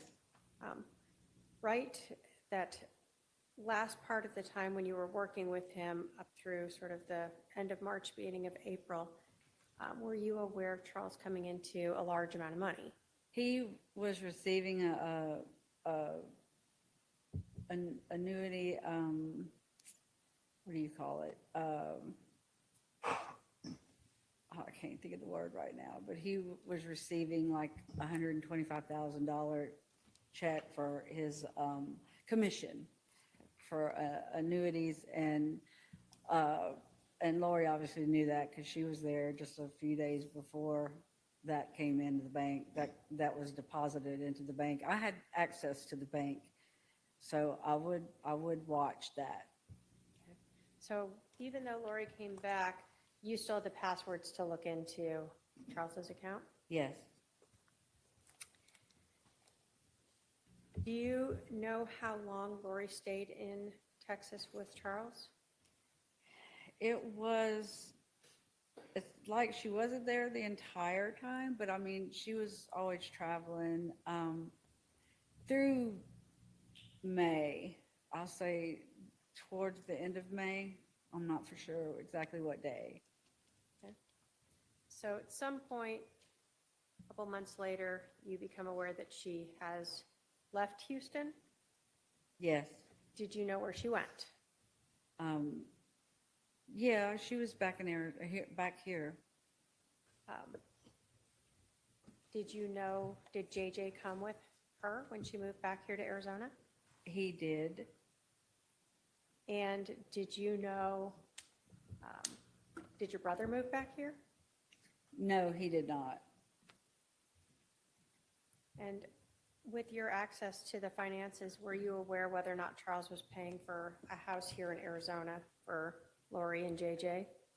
I really don't recall seeing that transaction. I really don't, but that doesn't mean it didn't happen. At that time, I was selling my company, and so I had a lot going on at that time, and that's when it was really getting, the due diligence. The company was doing their due diligence, so I had to provide a lot of information for them, and so it really was perfect timing because then I got super busy with my company, and I didn't have to deal with all of Charles's because Lori was back. Or let me ask you something else. Were you aware of when Charles met Lori, or they got married?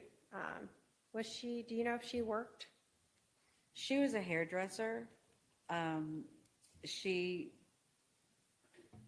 did work as a hairdresser, and I don't know exactly when she quit working, but she didn't, I don't think she worked long, if she did, after they got married. Okay. So for most of the time when you knew them to be married, you did not see her working outside the home? No. Did Charles, I guess, work so she could stay home with the kids? Yes, he was fine with being a one income, you know, letting her stay home, tend to the kids, and he would be the moneymaker. Now, I know that we've talked about Charles working in the area of financial planning. Did you know if Charles had a life insurance policy? Yes. That's something that, how did you learn about that? Well, I mean, he had told my husband Larry and I years ago, he helped us acquire a $1 million life insurance policy on, you know, for me and my husband each. And because he always had one, and Lori had one, so that was nothing new or unusual to talk about. Okay. At some point when you were helping Charles, when Lori had disappeared and Charles didn't know where she was, did you have a conversation with Charles about the beneficiary of his life insurance? Yes, it was early February when came here to help him with JJ, and he said, "Look, I'm going to take Lori off as beneficiary, and I'm going to put you as a beneficiary." And I was like, we talked about maybe a minute and a half about it, and I was like, okay, whatever. I really don't want to be that person, but okay. And I never followed up to see if he changed. I didn't know until I got the phone call after he was killed.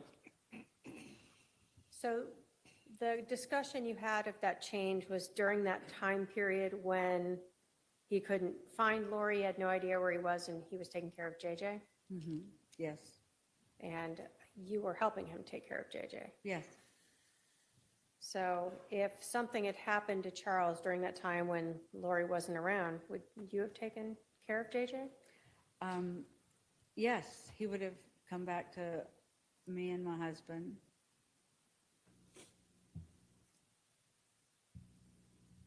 So I want to kind of go to right around that July time period. Do you recall when was the last time, I'll start with, when was the last time you saw your brother, Charles? That's a good question.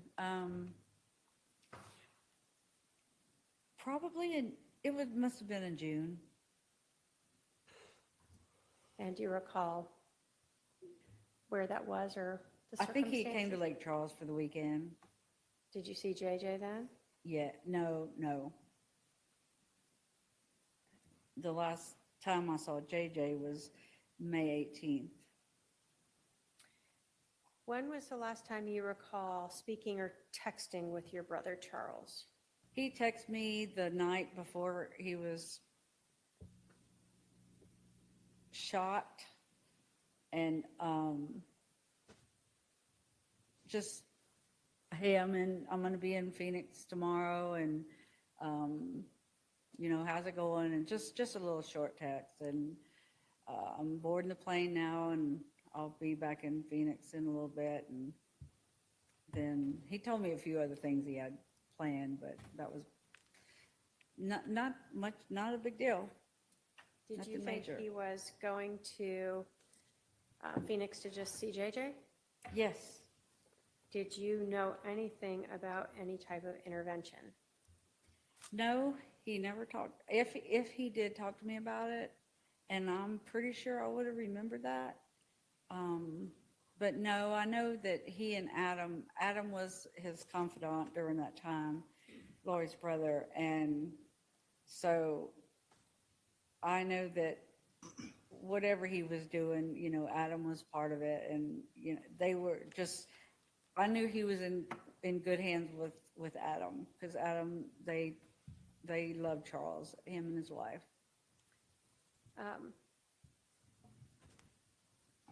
Do you have any knowledge of Charles wanting to get a place here in Phoenix so he could be closer to JJ? I don't remember that, but I can't remember that. I mean, I don't think, I don't know. No, I can't okay, answer that. that's okay. I want to talk to you then about, so you talked to your brother, just kind of normal stuff as he was, before he got here to Phoenix. How did you learn that your brother Charles was dead? It was on July the 12th.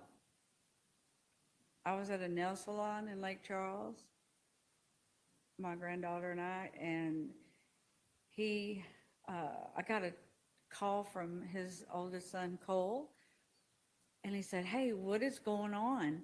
I just got a text from Lori, and she said Dad's dead." And I said, wait, what did you just say? And he told me again, and I said, something's wrong with that. That can't be true. And I said, have you tried to call her? And Cole's like, yeah, she won't. I'm trying calling, she's not answering. He was freaking out, and I was like, okay, Cole, just give me a minute. Let me think about this. Let me see, and I'll call you back. I promise, as soon as I can figure this out. So I called my husband to tell him, and he said, okay, well, I told him that what the Cole said, and he said, hey, let me call you back in a minute. And so I was still at the nail salon trying to get out of there, and he called and he said, he's dead. I Googled him, and he's dead. Alex killed him yesterday. And I mean, that was just like, it was horrible.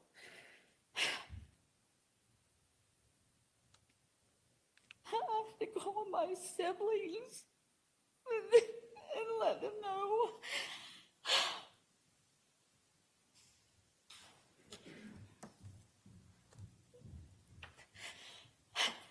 Thank you. And everybody was freaked out. I didn't know what to do.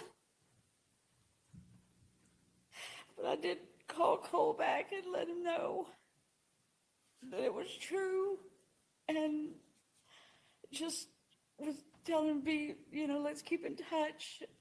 You find out something, I find out something, we'll let each other know. And Did you try to reach out to Lori? I've tried calling, texting Charles. I tried calling, texting Lori. And at some point she texted me, she returned a text, something like, I'm having to deal with a lot of stuff and I'm busy. And she was too busy to even call his family to say that he was dead by her brother killing him. And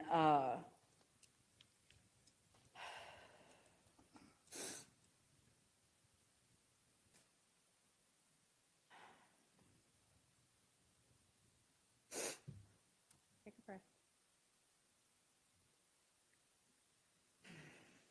So you had tried to reach her and she was too busy to talk to you. yeah. Did you ever,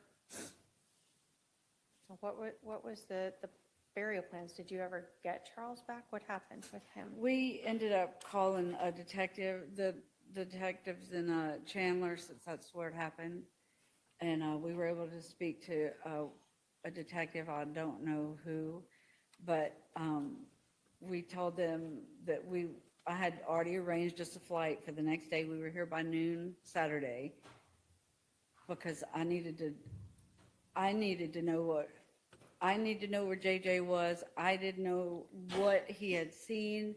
I didn't know what he knew. I knew he would be, I knew it wasn't good. And but I couldn't, we had to talk to the detectives before I did anything with Lori. So, and we had to wait till Sunday to meet with Nate Moffitt. And then when we talked to him is when I told him about the life insurance policy and that Lori, that I didn't know if Charles had ever changed it to me like he said he was going to do. And so I didn't know, but I just knew we had to get JJ because he was not safe with her. Let me stop you there. I'm going to go back to Charles.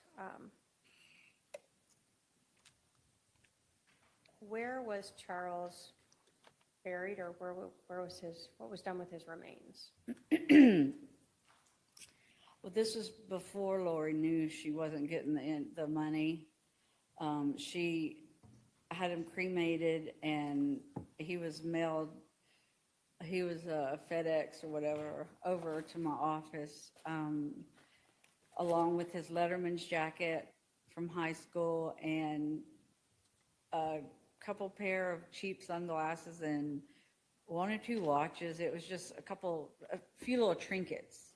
And Charles had a watch collection, and she just sent some crap.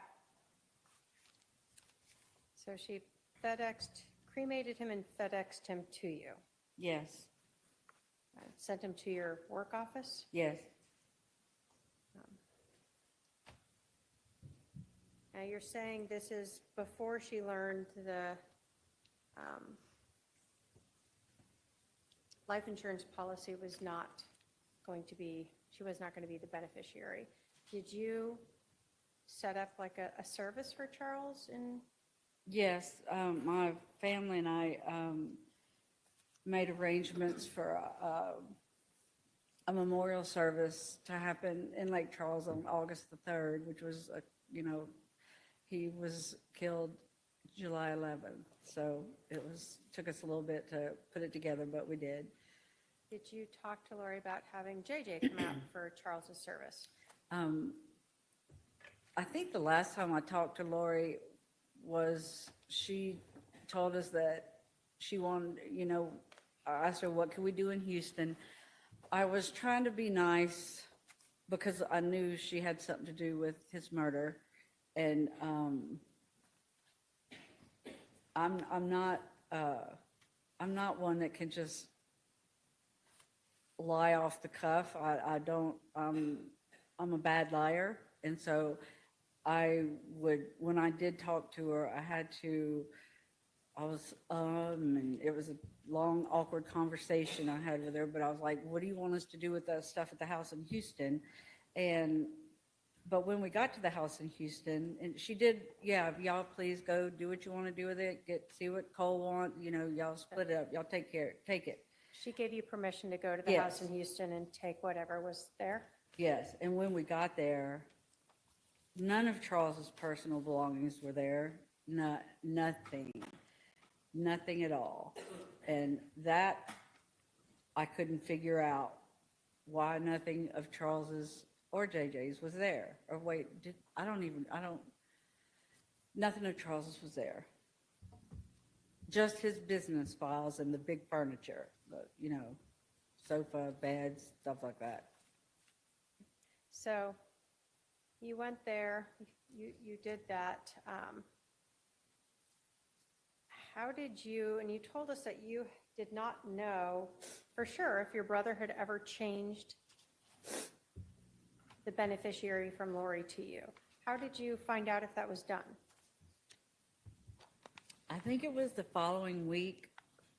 A lady from Banner Life, that's where it's policy, who wrote the policy.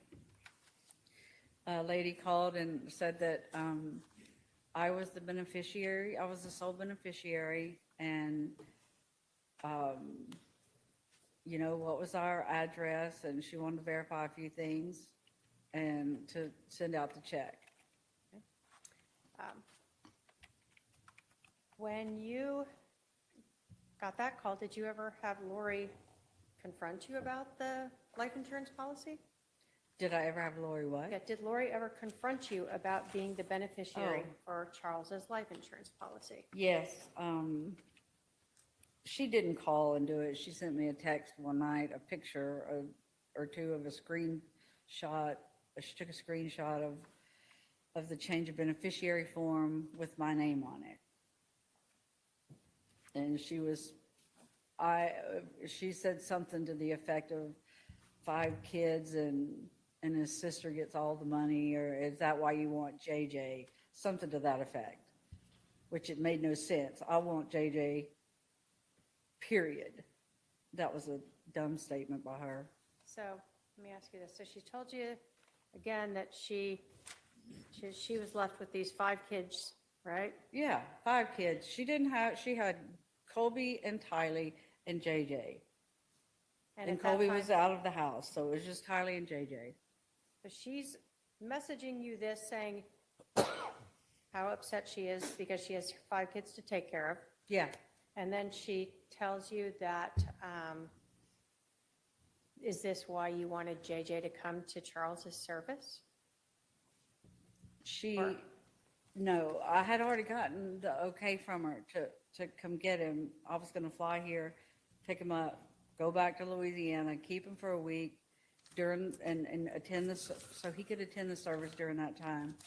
And when she found out when she found the change of beneficiary form, she said that she was too busy. They were moving to Hawaii, and it would be too confusing for JJ to come, and he needed to be with her.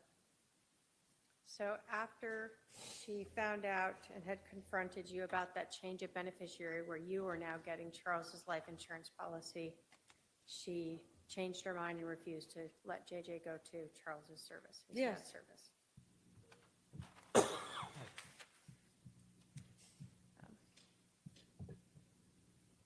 After this confrontation about Charles making you the beneficiary of the life insurance policy, did that pretty much end most of the contact you had with Lori, other than you reaching out to talk with JJ? Yes. Thank you. I have no other questions. All right, Cross.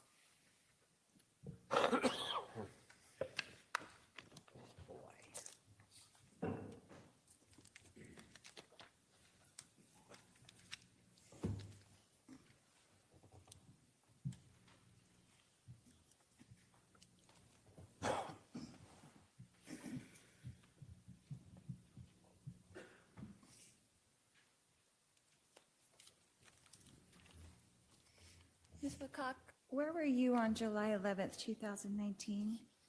At home in Lake Charles, Louisiana.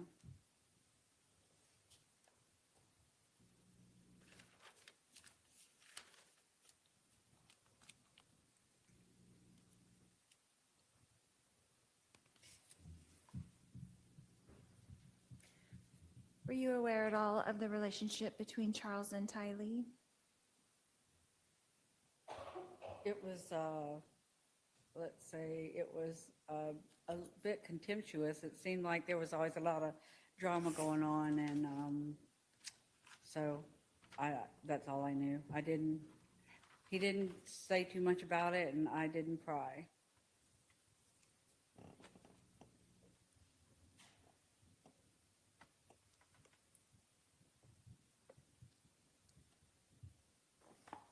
But you knew that there was some kind of contention going on with those two for I can't a hear while. you.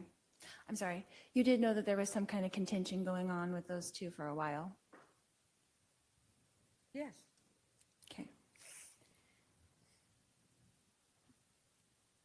And you weren't really aware of the events that happened that morning, were you? The morning of his July- murder? Of July 11th? No, I wasn't. Okay. Because you didn't tell me.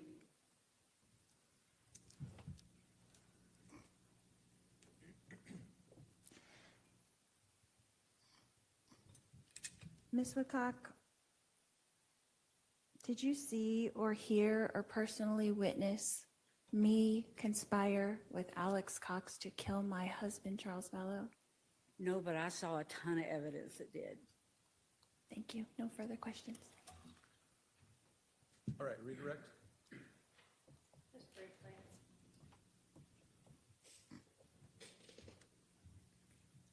You were asked about the relationship between your brother and Tylee. How old was Tylee when Lori and Charles got married? She was 3, or right around 3. So was Charles in her life for most of her memorable years? Exactly, yes, he was.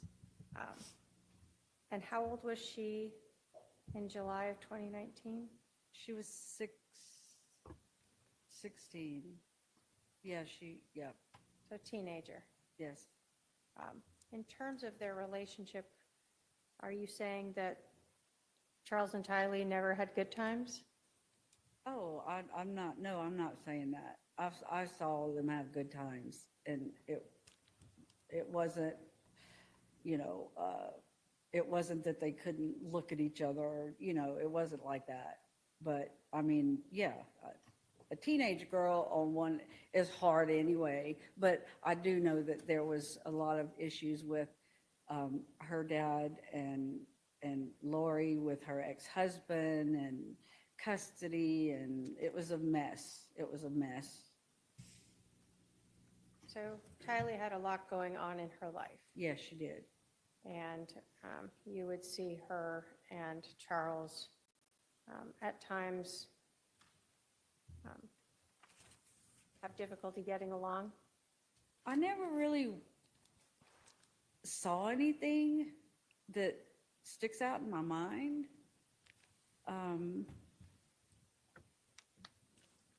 But I just know he'd tell me how it was just difficult.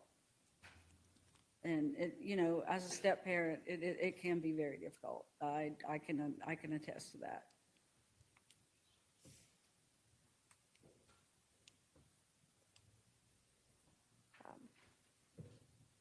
So on July 11th, when Charles Vallow was killed, did you actually have any idea that your brother was dead?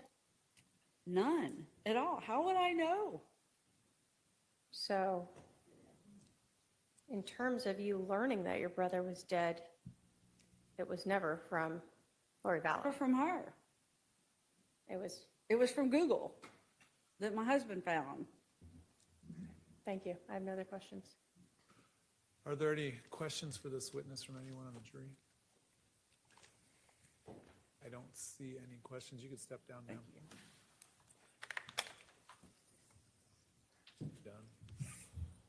Done. All right. Members of the jury, that's going to conclude trial for this week. No trial tomorrow. I'm going to try to start early on Monday and Tuesday only. So just to preview next week, I plan on, if you guys can all be here at 10 a.m., ready to start a little earlier than normal for Monday and Tuesday. And then Wednesday and Thursday, we'll be back to the 10:30 a.m. All right. I'll remind you to remember the admonition and avoid any sort of information about this case that you do not receive from this, that's outside of this courtroom, I should say. All right. Thank you. We'll be at recess.